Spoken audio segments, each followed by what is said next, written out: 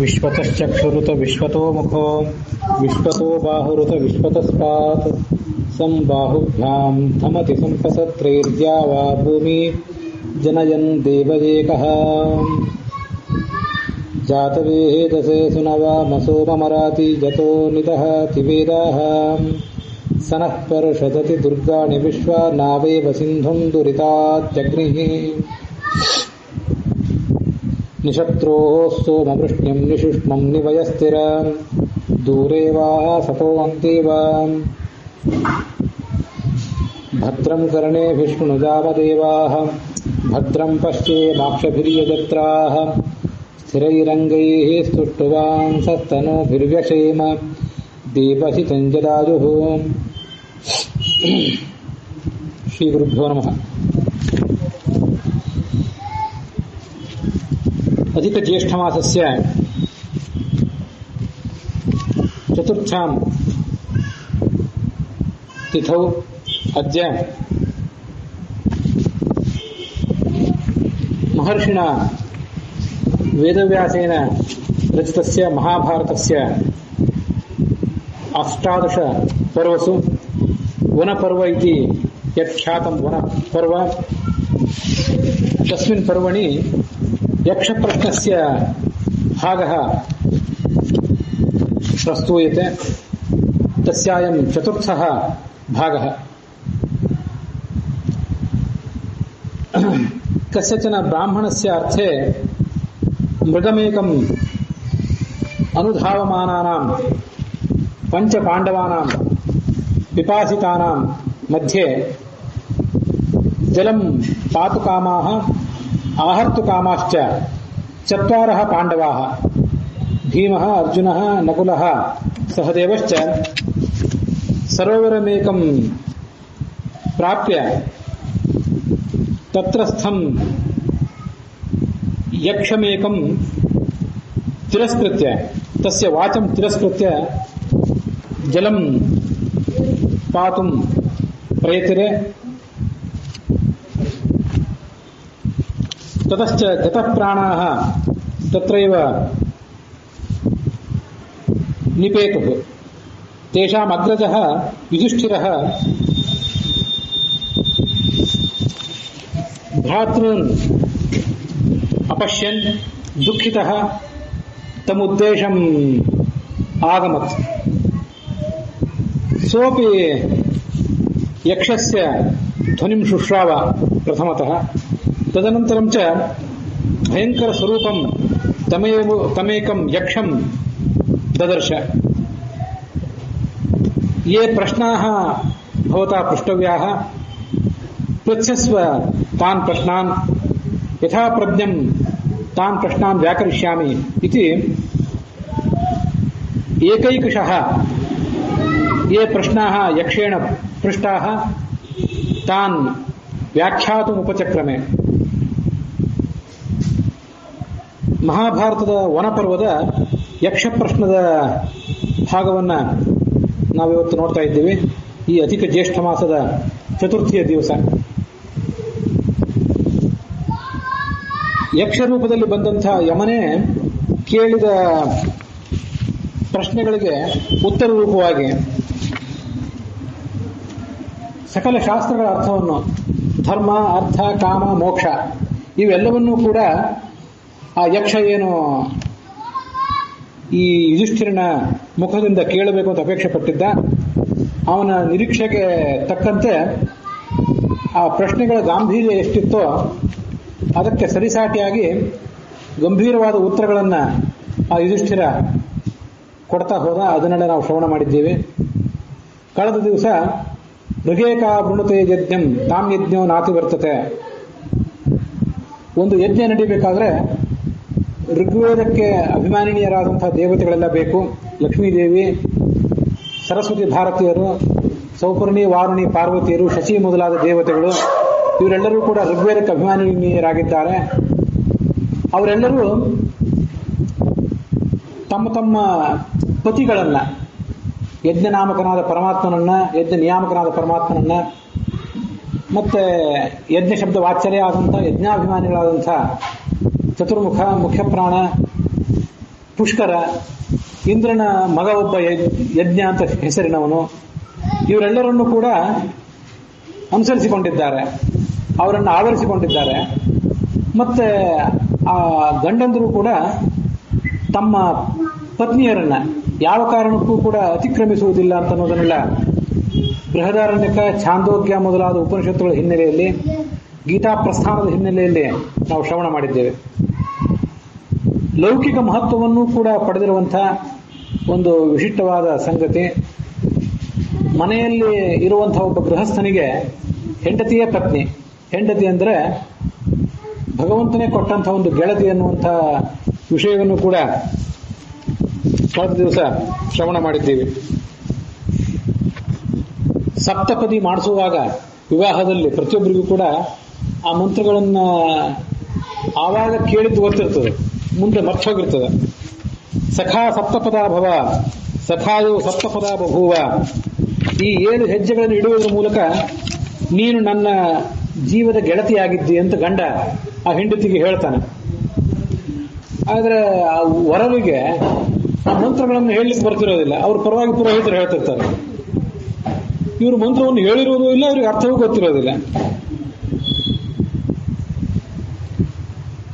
ಇಶಮೂರ್ಜಂ ಅಭಿ ಸಂವಸಾನೌ ಸನ್ನೌ ಮನಾಂಸಿ ಸಂವೃತ ಸಮುಚಿತಾನ್ಯಾಕರಂ. ನಾವಿಬ್ಬರು ಪರಸ್ಪರ ಸಮಾಲೋಚನೆ ಮಾಡೋಣ. ಜೀವನದ ಉದ್ದಕ್ಕೂ ಸಮಯಾವ ಸಂಕಲ್ಪಾವಹೇ, ಒಟ್ಟಿಗೆ ಆಲೋಚನೆ ಮಾಡೋಣ, ಒಟ್ಟಿಗೆ ಎಲ್ಲ ಕಾರ್ಯಗಳನ್ನು ಮಾಡೋಣ, ಒಂದೇ ವಿಧವಾದಂತಹ ವ್ರತ ಆಚರಣೆಗಳನ್ನು ಮಾಡೋಣ ಅಂತ ಗಂಡ ಆ ಹೆಂಡತಿಗೆ ಹೇಳ್ತಾನೆ. ಈ ಎಲ್ಲ ವೇದಗಳ ಅಭಿಪ್ರಾಯವೂ ಕೂಡ ಆ ಪತ್ನಿಯನ್ನ ಗೆಳತಿ ಅಂತ ಹೇಳುವುದರ ಹಿಂದೆ ಇದೆ ಅಂತ ಅನ್ನೋದನ್ನು ಕೂಡ ನೋಡಿದ್ದೇವೆ. ಮತ್ತು ಕೆಲವು ವಿಶಿಷ್ಟವಾದ ಪ್ರಶ್ನೆಗಳನ್ನ ಆ ಯಕ್ಷ ಕೇಳ್ತಾನೆ. ಯುಧಿಷ್ಠಿರ ಅದನ್ನು ಉತ್ತರಿಸ್ತಾನೆ. ಇವತ್ತು ನಾವು ಆ ಮುಂದಿನ ಪ್ರಶ್ನೆಗಳನ್ನು ನೋಡಬೇಕು. ಇಂದ್ರಿಯಾರ್ಥಾನ್ ಅನುಭವನ್ ಬುದ್ಧಿಮಾನ್ ಲೋಕಪೂಜಿತಃ ಸಮ್ಮತಃ ಸರ್ವಭೂತಾನಾಂ ಉಚ್ಛ್ವಸನ್ ಕೋ ನ ಜೀವತಿ. ಎಲ್ಲಾ ತರದ ಸುಖವನ್ನು ಅನುಭವಿಸ್ತಾ ಇದ್ದಾನೆ ಒಬ್ಬ ಮನುಷ್ಯ.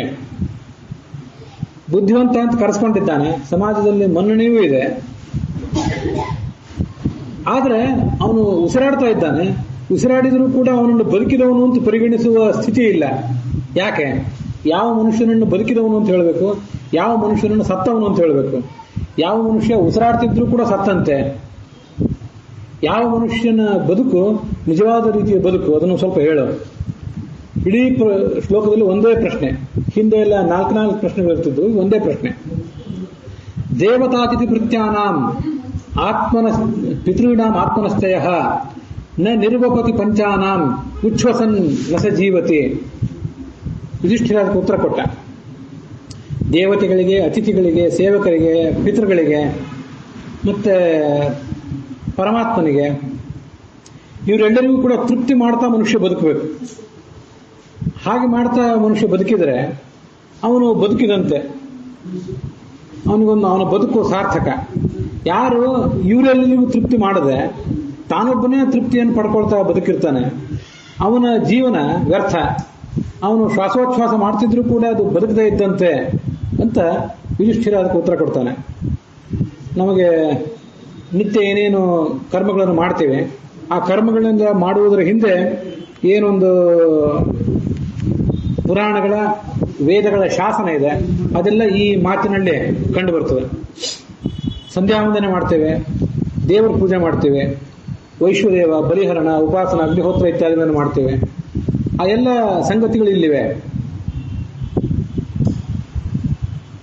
ದೇವತೆಗಳಿಗೆ ನೈವೇದ್ಯ ಮಾಡ್ತೇವೆ, ಆಮೇಲೆ ಅದಕ್ಕಿಂತ ಮೊದಲು ಪರಮಾತ್ಮನ ನಿವೇದನೆ ಮಾಡಿರ್ತೇವೆ, ಮುಂದೆ ವೈಶ್ವದೇವ ಮೊದಲಾದ ರೂಪದಲ್ಲಿ, ಅಗ್ನಿಹೋತ್ರ ಮೊದಲಾದ ರೂಪದಲ್ಲಿ ಅಗ್ನಿಯ ಆರಾಧನೆಯನ್ನು ಮಾಡ್ತೇವೆ.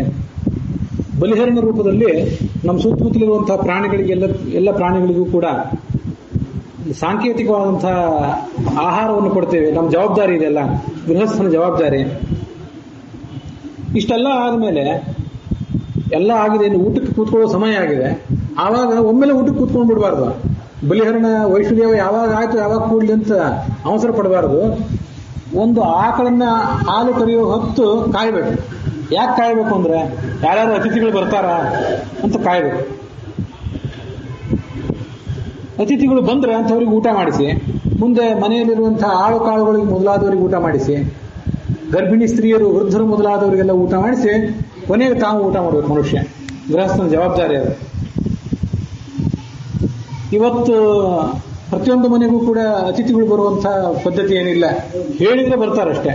ಆಗಿನ ಕಾಲದಲ್ಲಿ ಆ ಮನೆ ಯಜಮಾನರು, ಬರುವ ಅತಿಥಿಗಳು, ಅಭ್ಯಾಗತರು ಎಲ್ಲರೂ ಕೂಡ ಶ್ರೇಷ್ಠವಾದ ಮಡಿವಂತರೇ ಆಗಿರ್ತಿದ್ರು. ಯಾವ್ದಾದ್ರು ಊರಿಗೆ ಹೋದ್ರೆ ಇವತ್ತು ಎಲ್ಲಿ ಊಟ ಮಾಡೋದು, ಯಾವ ರಾಘವೇಂದ್ರ ಮಠ ಅಂತ ಕಾಯ್ಕೊಂಡು ಕೂಡ್ಬೇಕಾದ ಪ್ರಸಂಗ ಇರಲಿಲ್ಲ. ಪ್ರತಿಯೊಂದು ಮನೆಯೂ ಮಠವೇ ಆಗಿರ್ತಿತ್ತು. ಆದ್ರಿಂದ ಎಲ್ಲಾದ್ರೂ ಹೋದ್ರೆ ಒಂದು ಶ್ರೇಷ್ಠವಾದ ದರ್ಜೆ ಮಡಿ ಆಗೇ ಆಗ್ತದೆ. ಮಡಿಗೆ ಸಮಸ್ಯೆ ಇಲ್ಲ, ಭೋಜನಕ್ಕೂ ಸಮಸ್ಯೆ ಇಲ್ಲ ಅನ್ನುವಂಥ ಭರವಸೆ ಇತ್ತು. ಆದ್ರಿಂದ ಊರುಗಳಿಗೆ ಜನ ಪ್ರಯಾಣ ಮಾಡಲಿಕ್ಕೆ ಹಿಂಜರಿತಿರ್ಲಿಲ್ಲ. ಮತ್ತೆ ಆ ಅತಿಥಿಗಳಿಗೆ ಆ ಭರವಸೆ ಹೇಗಿತ್ತು, ಆಯಾ ಮನೆ ಯಜಮಾನರಿಗೂ ಕೂಡ, ಗೃಹಸ್ಥರಿಗೂ ಕೂಡ ಅಂಥದ್ದೊಂದು ನಿರೀಕ್ಷೆ ಇರ್ತಿತ್ತು. ಅನೇಕ ಜನ ನಾವು ನೋಡಿದ್ದೇವೆ, ಕರ್ನಾಟಕದ ದಕ್ಷಿಣ ಭಾಗದಲ್ಲಿ, ಉತ್ತರ ಭಾಗದಲ್ಲಿ, ಸಣ್ಣ ಸಣ್ಣ ಹಳ್ಳಿಗಳಲ್ಲಿ, ಪಟ್ಟಣಗಳಲ್ಲಿ, ಎಲ್ಲ ಕಡೆ ಈಗೊಂದು 50-60 ವರ್ಷದ ಹಿಂದೆ ಕೂಡ 2-3 ಗಂಟೆ ತನಕ ಕಾಯ್ದ ಆಮೇಲೆ ಊಟ ಮಾಡ್ತಿದ್ರು. ಎಷ್ಟೋ ಜನರಿಗೆ 2 ಗಂಟೆ ಶೇಷಾಚಾರ, 3 ಗಂಟೆ ಸುಬ್ರಾಯರು, ಹಿಂಗೆಲ್ಲ ಹೆಸರುಗಳೇ ಇರ್ತಿತ್ತು. ನೀವು ಇದನ್ನು ಕೇಳಿರ್ತೀರಿ. 2 ಗಂಟೆಗೋ 3 ಗಂಟೆಗೋ ಬರುವಂತ ಯಾವುದೋ ರೈಲು, ಬಸ್ಸನ್ನು ಅದನ್ನು ಕಾಯ್ದು ಯಾರ್ಯಾರು ಬಂದ್ರೆ ಅವ್ರಿಗೆ ಊಟ ಮಾಡಿಸಿ ಆಮೇಲೆ ಮಾಡೋಣ ಅಂತ ಕಾದಿರ್ತಿದ್ರು. ಅಂತ ಶ್ರೇಷ್ಠವಾದ ಸಂಪ್ರದಾಯ ನಮ್ಮಲ್ಲಿ ಇರ್ತದೆ. ಇಲ್ಲೇ ಇದ್ರೆ ಯಾರಿಗಾದ್ರೂ ಒಬ್ಬರಿಗೆ ಅಂಥ ಅತಿಥಿಗಳು ಯಾರು ಬರದೇ ಹೋದ್ರೆ ಸಾಂಕೇತಿಕವಾಗಿಯಾದ್ರೂ ಯಾರಿಗಾದ್ರೂ ಭೋಜನ ಮಾಡಿಸಿ ಆಮೇಲೆ ಮನುಷ್ಯ ಈ ವ್ಯಕ್ತಿ ತಾನು ಭೋಜನ ಮಾಡಬೇಕು. ಇದು ವಿಶಿಷ್ಟವಾಗಿ ಗೃಹಸ್ಥನ ಕರ್ತವ್ಯ. ನಮಗೆ ಅನೇಕ ಸಂಗತಿಗಳು ಇದ್ರ ಬಗ್ಗೆ ನಾವು ಅವಗಾಹನೆ ತಂದ್ಕೋಬೇಕು. ಕೇವಲ ಗೃಹಸ್ಥರು, ಮನೆ ಯಜಮಾನರು ಅಂತಲ್ಲ, ನಮಗಿಂತಲೂ ದೊಡ್ಡ ಗೃಹಸ್ಥ ಅಂದ್ರೆ ರಾಜ. ಇದು ಈ ಮಾತಾಡ್ತಾ ಇರೋ ರಾಜನ ಜವಾಬ್ದಾರಿ ಅಂತದ್ದು. ಯುಧಿಷ್ಠಿರ ಹೇಗೆ ಮಾಡ್ತಿದ್ದ ಅಂತ ನಮಗೆ ಗೊತ್ತಿಲ್ಲಲ್ಲ, ಅವ್ನ ಮಾತು ಕೇಳಿ ತಿಳ್ಕೋಬಹುದು. ಆದರೂ ಈಗ ಇತ್ತೀಚೆಗೂ ಕೂಡ ಕೆಲವು ರಾಜರು ಆ ಥರ ಬದುಕ್ತಿದ್ರು ಅಂತ ನಾವು ಕೇಳಿದ್ದೇವೆ. ಮೈಸೂರಿನ ಮಹಾರಾಜರು ಕೂಡ ಒಂದು ಬಾರಿ ಆ ಥರ ಮಾಡಿದ್ರಂತೆ. ಅವರಿಗೆ ಒಬ್ರು ಯಾರೋ ಬ್ರಾಹ್ಮಣರ ಸಂಪರ್ಕ ಆಗಿ, ರಾಜರೇ, ನೀವು ರಾಜ್ಯದ ಯಜಮಾನರಾಗಿದ್ದೀರಿ, ಎಲ್ಲ ಪ್ರಜೆಗಳು ಊಟ ಮಾಡಿದ ಬಳಿಕವೇ ನೀವು ಮಾಡಬೇಕು ಅಂತ ಅವ್ರಿಗೆ ಹೇಳಿದ್ರಂತೆ. ಆಯ್ತು ಅಂತ ಹೇಳಿ ಆಮೇಲಿಂದ ಒಂದು ವ್ಯವಸ್ಥೆ ಮಾಡಿದ್ರಂತೆ. ಮಧ್ಯಾಹ್ನ 1 ಗಂಟೆ ಸುಮಾರು, 1-1:30 ಗಂಟೆ ಸುಮಾರು 1 ಗಂಟೆ ಬಡಿಸ್ತಿದ್ರಂತೆ. ಇನ್ನು ರಾಜರು ಊಟಕ್ಕೆ ಕೂತ್ಕೊಳ್ಳೋರಿದ್ದಾರೆ, ಯಾರಾದ್ರೂ ಅರಮನೆಗೆ ಊಟಕ್ಕೆ ಬರೋರಿದ್ರು ಬರಬಹುದು, ಅಥವಾ ನಿಮ್ಮ ಮನೆಯಲ್ಲಿ ಎಲ್ಲರೂ ಊಟವನ್ನು ಮುಗಿಸಿದ್ರೆ ನಿಮ್ಮ ಊಟ ಆಗುವ ತನಕ ರಾಜರು ಊಟ ಮಾಡೋದಿಲ್ಲ ಅಂತ ಆ ಗಂಟೆ ಅರ್ಥ. ಇದನ್ನ ಆ ದಕ್ಷಿಣ ಕರ್ನಾಟಕದ ಭಾಗದ ಒಬ್ರು ಹಿರಿಯರು ನನಗೆ ಹೇಳಿದ್ರು. ಇಂಥ ಜವಾಬ್ದಾರಿ ಇರ್ತಿತ್ತು. ಇತ್ತೀಚಿನ ರಾಜರಿಗೆ 60-70 ವರ್ಷದ ಹಿಂದೆ, 100 ವರ್ಷದ ಹಿಂದೆ, 5,000 ವರ್ಷದ ಹಿಂದೆ ಇಡೀ ಭೂಮಂಡಲವನ್ನು ಆಳಿದವನು. ಚೀನಾಶ್ಚ ಋಷಿಕಾಶ್ಚ ನಮ್ಗೆ ಗೊತ್ತಿರಬೇಕು. ಯುಧಿಷ್ಠಿರನ ಸಾಮ್ರಾಜ್ಯದಲ್ಲಿ ಯಾರ್ಯಾರು ಸೇರಿದ್ರು, ಇಂದ್ರಪ್ರಸ್ಥದಲ್ಲಿ ಅವನಿದ್ನಲ್ಲ, ಆವಾಗ ಸಾಮ್ರಾಜ್ಯ ಸ್ವಲ್ಪ ಸಣ್ಣದಿತ್ತು. ಕುರುಕ್ಷೇತ್ರದ ಯುದ್ಧ ಆದಮೇಲೆ ಸಾಮ್ರಾಜ್ಯವನ್ನೇನು ಆಳಿದ್ನಲ್ಲ, ಆಗ ಋಷಿಕಾಶ್ಚ ಚೀನಾಶ್ಚ, ಋಷಿಕ ಅಂದ್ರೆ ರಷ್ಯಾ, ಚೀನಾಶ್ಚ ಅಂದ್ರೆ ಚೈನಾ, ಯವನಾಹ, ಕಾಂಬೋಜಾಹ, ಇವರೆಲ್ಲ ಆ ಯುದ್ಧದಲ್ಲಿ ಪಾಲ್ಗೊಂಡಿದ್ರು. ಅವರೆಲ್ಲರಿಗೂ ಕೂಡ ಇವನು ಅಧಿಪತಿಯೂ ಆಗಿದ್ದ. ಅಷ್ಟು ದೊಡ್ಡ ಅಧಿಪತಿ ಆಗಿದ್ದಂತಹ ಯುಧಿಷ್ಠಿರ ಪ್ರಜೆಗಳ ಬಗ್ಗೆ ಅದೆಷ್ಟು ಕರುಣೆ ಹೊಂದಿದ್ದ, ಅದನ್ನೆಲ್ಲ ಈ ಮಾತಲ್ಲಿ ತೋರಿಸ್ತಾರೆ. ನಾವು ಅಷ್ಟೆಲ್ಲ ಮಾಡಬೇಕಾಗಿಲ್ಲ, ಆದರೂ ಕೂಡ ಸಾಂಕೇತಿಕವಾಗಿ ಯಜಮಾನನಾದವನು ಇಷ್ಟನ್ನೆಲ್ಲ ನಿರ್ವಹಿಸಬೇಕು. ನಿರ್ವಹಿಸಿ ಆಮೇಲೆ ತಾನು ಭೋಜನ ಮಾಡಬೇಕು. ಈ ಒಂದು ಕರ್ತವ್ಯವನ್ನು ಯಾರು ನಿರ್ವಹಿಸುವುದಿಲ್ಲ, ದೇವತೆಗಳಿಗೆ, ಅತಿಥಿಗಳಿಗೆ ಮೊದಲಾದವರಿಗೆ ಭೋಜನ ಮಾಡಿಸದೆ ತಾನೇ ಯಾರು ಮಾಡಿಬಿಡ್ತಾನೆ, ಅವನು ಉಸಿರಾಡ್ತಾ ಇದ್ರು ಕೂಡ ಸತ್ತಂತೆ, ಅವನ ಬದುಕಿಗೆ ಯಾವುದೂ ಅರ್ಥ ಇಲ್ಲ ಅಂತ ಶಾಸ್ತ್ರ ನಮ್ಮನ್ನು ಹಾಸ್ಯ ಮಾಡಿದೆ. ಇದನ್ನೇ ಒಂದು ಕಡೆ ಭಗವದ್ಗೀತಾದಲ್ಲಿ ಭುಂಜತೆ ತೇ ತ್ವಘಂ ಪಾಪಾಹ ಏಪಚಂತ್ಯಾತ್ಮಕಾರಣಾತ್ ಅಘಾಯು ಇಂದ್ರಿಯಾರಾಮ ಮೋಘಂ ಪಾರ್ಥ ಚ ಜೀವತೆ. ನಾವು ನಮ್ಮ ಸಲುವಾಗಿ ಅಡಿಗೆ ಮಾಡಿಕೊಂಡು ನಾವೇ ಊಟ ಮಾಡಿದ್ರೆ ನಾವು ಪಾಪವನ್ನೇ ತಿಂದಂತೆ. ಏಪಚಂತಿ ಆತ್ಮಕಾರಣಾತ್, ನಮ್ಮ ಸಲುವಾಗಿ ಊಟ ಮಾಡಿದ್ರೆ. ದೈರ್ದತ್ತಾನ್ ಅಪ್ರದಾಯೇಭ್ಯೋ ಯೋಭುಂತೆ ಸ್ಥೇನ ಏವ ಸಹ, ನಮ್ಗೆ ಇದನ್ನೆಲ್ಲ ಕೊಟ್ಟವರು ದೇವತೆಗಳು. ಆ ದೇವತೆಗಳು ಕೊಟ್ಟದನ್ನ ಅವರಿಗೆ ಮರಳಿಸದೆ ನಾವೊಬ್ಬರೇ ಕದ್ದು ತಿಂದ್ರೆ ಅದು ಕದ್ದು ತಿಂದಂತೇನೆ. ಯೋಹುಂತೆ ಸ್ಥೇನ ಏವ ಸಹ, ಅವನು ಕಳ್ಳ ಅಂತಾನೆ ಅವನು ನಂಬಬೇಕು. ಮತ್ತೆ ಅವನು ತಿಂದದ್ದು ಅನ್ನ ಅಲ್ಲ, ಅದು ತಿಂದದ್ದು ಪಾಪವನ್ನೇ ಅಂತ ಭಗವದ್ಗೀತಾ ನಮ್ಮನ್ನು ಎಚ್ಚರಿಸಿದೆ. ಅಘಾಯುಹು, ಅವನ ಜೀವನ ಹೇಗೆ ಅಂತಂದ್ರೆ, ಅಘ ಅಂದ್ರೆ ಪಾಪ, ಆ ಪಾಪಕ್ಕಾಗಿಯೇ ಅವನು ಬದುಕಿದಂತೆ, ಪುಣ್ಯ ಸಂಪಾದನೆ ಮಾಡ್ಲಿಕ್ಕೆ ಬದುಕಿದಂತೆ ಅಲ್ಲ, ಪಾಪವನ್ನು ಸಂಪಾದನೆ ಮಾಡ್ಲಿಕ್ಕೆ ಬದುಕಿದಂತೆ. ಅಘಾಯುಹು ಇಂದ್ರಿಯಾರಾಮ, ತನ್ನ ಇಂದ್ರಿಯಗಳ ತೃಪ್ತಿಗಾಗಿ ಬದುಕುವವನು, ಭೋಗದ ಜೀವನ ನಡೆಸುವವನು ಅಂತ ಅವನನ್ನು ಹಾಸ್ಯ ಮಾಡ್ತಾರೆ. ಇಂದ್ರಿಯಾರಾಮ ಮೋಘಂ ಪಾರ್ಥ ಸಜೀವತಿ, ಅವನ ಜೀವನವೇ ವ್ಯರ್ಥ ಅಂತ ಭಗವದ್ಗೀತಾ ಗೃಹಸ್ಥನ ಕರ್ತವ್ಯವನ್ನು ಕುರಿತು ಎಚ್ಚರಿಸಿದೆ. ಅಂಥದೇ ಒಂದು ಶ್ಲೋಕ ಇಲ್ಲಿ ಕೂಡ ಇದೆ. ಪಂಚ ಮಹಾಯಜ್ಞಗಳ ಬಗ್ಗೆ ಇಲ್ಲೆಲ್ಲ ವ್ಯಾಖ್ಯಾನ ಇದೆ. ದೇವಯಜ್ಞ ಅಂತಿದೆ, ದೇವತೆಗಳ ಪೂಜಾ ಇದನ್ನೆಲ್ಲ ಮಾಡ್ತೀವಿ. ಅತಿಥಿ ಯಜ್ಞ ಅಂತಿದೆ, ಅದೇ ಮನುಷ್ಯ ಯಜ್ಞ. ಭೃತ್ಯ ಯಜ್ಞ ಅಂದ್ರೆ ಸೇವಕರಿಗೆ ಮೊದಲಾದವರಿಗೆ ಭೋಜನ ಮಾಡಿಸೋದು. ಪಿತೃಯಜ್ಞ ಅಂತಿದೆ, ಪಿತೃಗಳಿಗೂ ನಾವು ಪಿತೃಗಳಿಗೂ ನಿತ್ಯ ತರ್ಪಣ ಕೊಡ್ತೀವಿ. ಆಮೇಲೆ ಪರಮಾತ್ಮನ ನಿವೇದನೆ ಮಾಡಿ, ಲಕ್ಷ್ಮೀದೇವಿ ಮುಖ್ಯ ಪ್ರಾಣಾದಿಗಳಿಗೆ ನಿವೇದನೆ ಮಾಡಿ, ಮತ್ತು ಉಳಿದು ದೇವತೆಗಳಿಗೆಲ್ಲ ನಿವೇದನೆ ಮಾಡ್ತೇವೆ. ಅದಲ್ಲದೆ ಬಲಿಹರಣ ಮಾಡುವಾಗ ಮತ್ತೊಂದು ಕಡೆ ಪಿತೃಭ್ಯ ಸ್ವಧಾ ಅಂತೇಳಿ ಪಿತೃಗಳಿಗೆ ಆಹುತಿ ಕೊಡ್ತೇವೆ. ಹೀಗೆ ಪಿತೃದೇವತೆಗಳಿಗೆ ನಮ್ಮದು ಮೂರು ಮುಖವಾದ ಆರಾಧನೆ. ಬ್ರಹ್ಮಯಜ್ಞ ಮಾಡುವಾಗ ಅವ್ರಿಗೊಂದು ತರ್ಪಣ ಕೊಡ್ತೇವೆ. ಆಮೇಲೆ ನೈವೇದ್ಯ ಮಾಡುವಾಗ ಎಲ್ಲಾ ದೇವತೆಗಳಿಗೆ, ಪರಮಾತ್ಮನ ಪರಿವಾರರಾದ ಎಲ್ಲಾ ದೇವತೆಗಳಿಗೂ ನಿವೇದನೆ ಮಾಡ್ತೇವಲ್ಲ, ಆ ಪಿತೃದೇವತೆಗಳ ಹೆಸರನ್ನು ಪ್ರತ್ಯೇಕವಾಗಿ ಹೇಳದೆ ಹೋದ್ರೂ ಕೂಡ ಅವರೆಲ್ಲ ಅಲ್ಲಿ ಬಂದೇ ಇರ್ತಾರೆ. ಅದು ಎರಡನೆಯ ಆರಾಧನೆ ಪಿತೃಗಳಿಗೆ. ಮತ್ತೆ ಬಲಿಹರಣ ಮಾಡುವಾಗ ಮೂರನೇ ಆರಾಧನೆ. ಇವೆಲ್ಲ ಮನುಷ್ಯ ಮಾಡಬೇಕಾದದ್ದು. ಮತ್ತೆ ಆತ್ಮನಃ ಅಂತ ಇಲ್ಲೊಂದು ಕಡೆ ಬಂತು. ಪಿತೃನಾಮ ಆತ್ಮನಸ್ಥೆ ಯಹ, ಆತ್ಮನ ಆರಾಧನೆ ಮಾಡಬೇಕು. ಅವನ್ಯಾರದ ಆತ್ಮನ ಆರಾಧನೆ ಅಂತಂದ್ರೆ ವೇದಾಂತದ ಶ್ರವಣ ಪಠನ, ಅದರ ಮನನ ಧ್ಯಾನ ಮೊದಲಾದವುಗಳನ್ನು ಮಾಡ್ತೀವಲ್ಲ, ಇದಕ್ಕೆ ಆತ್ಮ ಆರಾಧನೆ ಅಂತಂತಾರೆ. ಭಾಗವತ ತಾತ್ಪರ್ಯದಲ್ಲಿ ಒಂದ್ ಕಡೆ ಆತ್ಮನಿಷ್ಠೋ ಹರಿಪೂಜ್ಯ ಆತ್ಮನಾಮ ಅಶನಾದಿಕೈಹಿ, ಈ ನಮ್ಮೊಳಗೆ ಪರಮಾತ್ಮ ಇದ್ದಾನಲ್ಲ, ಅವನದು ನಾವು ಪೂಜೆ ಮಾಡಬೇಕಂತ. ಹೇಗೆ ಪೂಜೆ ಮಾಡ್ಬೇಕು ಅವನನ್ನ? ಆತ್ಮನಿಷ್ಠೋ ಹರಿಪೂಜ್ಯ, ಅವನಿಗೆ ಆತ್ಮ ಅಂತ ಹೆಸರು. ನಮ್ಮೊಳಗಿರುವ ಆತ್ಮ ಅಂದ್ರೆ ನಾನು, ನನ್ನೊಳಗಿರುವ ಪರಮಾತ್ಮನಿಗೂ ಆತ್ಮ ಅಂತ ಹೆಸರು. ಅವನಿಗೆ ಅಶನಾದಿಕೈಹಿ, ಊಟ ಮೊದಲಾದವುಗಳನ್ನು ಕೊಟ್ಟು ಅವನನ್ನು ತೃಪ್ತಪಡಿಸಬೇಕು. ಅಶನ ವಸನ ಅಂದ್ರೆ ನಾವು ಊಟ ಕೊಡದೆ ಹೋದ್ರೆ ಅವನೇನು ಸೊರಗಿ ಸಾಯೋದಿಲ್ಲ. ಆದರೆ ನಾವು ಮಾಡುವ ಊಟ ಪರಮಾತ್ಮನ ಊಟ ಅಂತ ನಾವು ಸಂಕಲ್ಪ ಮಾಡಬೇಕು. ನಾವು ಹೊದಿಯುವ ಬಟ್ಟೆ ಪರಮಾತ್ಮನಿಗೆ ಹೊದಿಸಿದ್ದೇವೆ ಅಂತ ಸಂಕಲ್ಪ ಮಾಡಬೇಕು. ಅಶನಾದಿಕೈಹಿ, ಅಶನ ಮತ್ತೆ ವಸನ. ಅಶನ ಅಂದ್ರೆ ಊಟ, ವಸನ ಅಂದ್ರೆ ಬಟ್ಟೆ. ಹೀಗೆ ಆ ಪರಮಾತ್ಮನ ಪೂಜಾ ನಡೆಸಬೇಕು ಅಂತ ಶಾಸ್ತ್ರದಲ್ಲಿ ಅದನ್ನು ವರ್ಣಿಸ್ತಾರೆ. ಈ ಪಂಚಮಹಾಯಜ್ಞಗಳ ಬಗ್ಗೆ ಮನುಸ್ಮೃತಿಯಲ್ಲಿ ಹೀಗೆ ಉಲ್ಲೇಖ ಇದೆ. ಅಧ್ಯಾಪನಂ ಬ್ರಹ್ಮಯಜ್ಞ, ಪಿತೃಯಜ್ಞಸ್ತು ತರ್ಪಣಂ, ಹೋಮೋ ದೇವೋ ಬಲಿರ್ಭೌತಃ, ನೃಯಜ್ಞ ಅತಿಥಿ ಪೂಜನಂ. ಈ ವೇದಗಳನ್ನ ನಾವು ಅಧ್ಯಯನ ಮಾಡೋದು ಮತ್ತು ಹೇಳಿಕೊಡೋದು ಇದೆಲ್ಲ ಇದೆಯಲ್ಲ, ಇದಕ್ಕೆ ಬ್ರಹ್ಮಯಜ್ಞ ಅಂತ ಕರೀತಾರೆ. ತರ್ಪಣ ಬಿಡುವುದಕ್ಕೆ ಪಿತೃಯಜ್ಞ ಅಂತ ಹೇಳ್ತಾರೆ.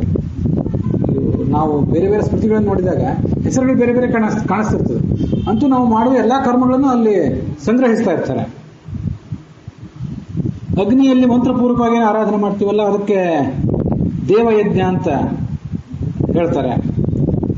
ವೈಶ್ವದೇವ ಮೊದಲಾದವು ಮಾಡುವುದಕ್ಕೆ ಭೂತಯಜ್ಞ ಅಂತ ಹೇಳ್ತಾರೆ. ನೃತ್ಯ ಮೊದಲಾದವರಿಗೆ ಯಥಾಶಕ್ತಿ ಭೋಜನ ಮಾಡಿಸೋದು ಕೂಡ ಆ ವೈಷ್ಣುದೇವದಲ್ಲೇ ಸೇರ್ತದೆ ಅಂತ ಕೆಲವರು ವ್ಯಾಖ್ಯಾನ ಮಾಡ್ತಾರೆ.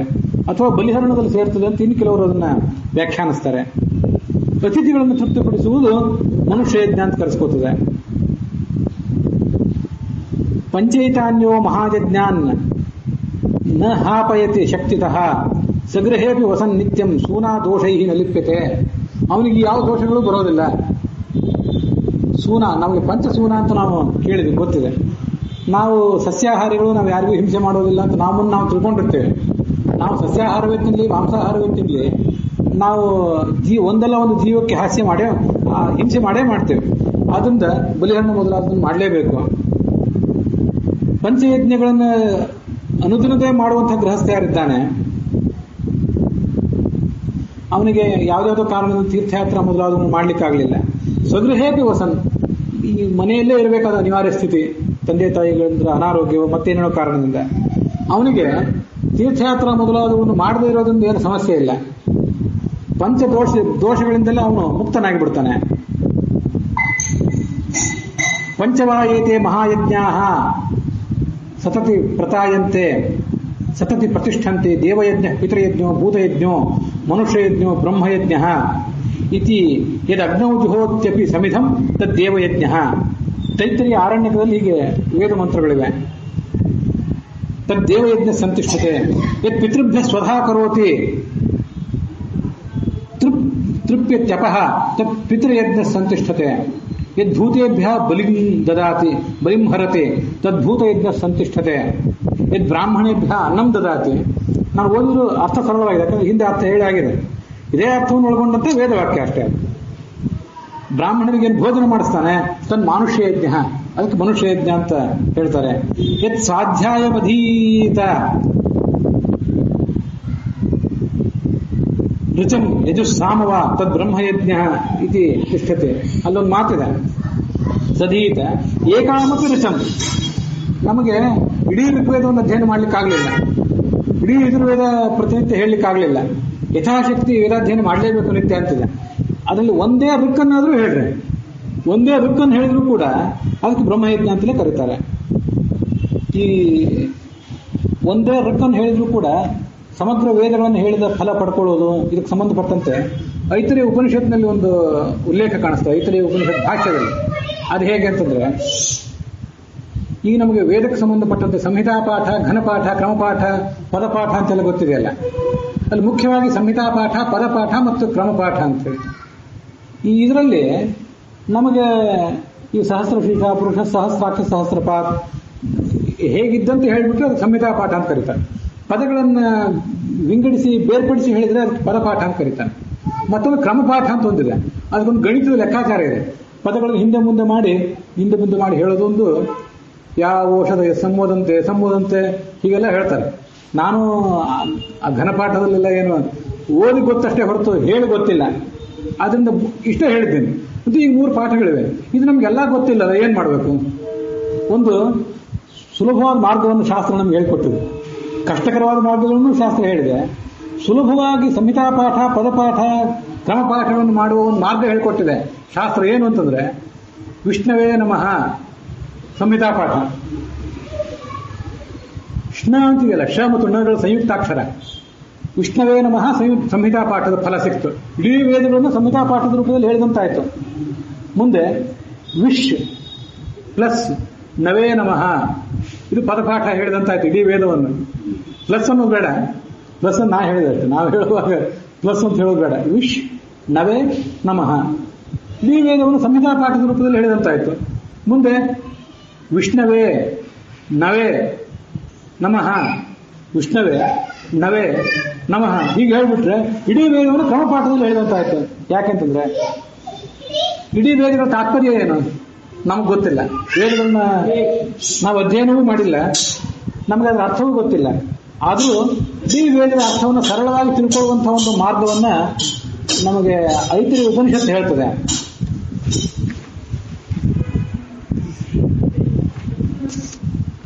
ತಸ್ಯೈವ ಸಂಹಿತಾಯೈ ನಕಾರೋ ಬಲಂ ಶಕಾರ ಪ್ರಾಣ ಆತ್ಮ ಸಯೋಹೈತೋ ನಕಾರ ಶಕಾರ ಅನುಸಂಹಿತಂ ಋತೋ ವೇದ ಸಬಲಾಂ ಸ್ವಪ್ರಾಣಾಂ ಸಂಹಿತಾಂ ವಿದ್ಯಾತ್ ಆಯುಷ್ಯಮಪಿ ವಿದ್ಯಾತ್.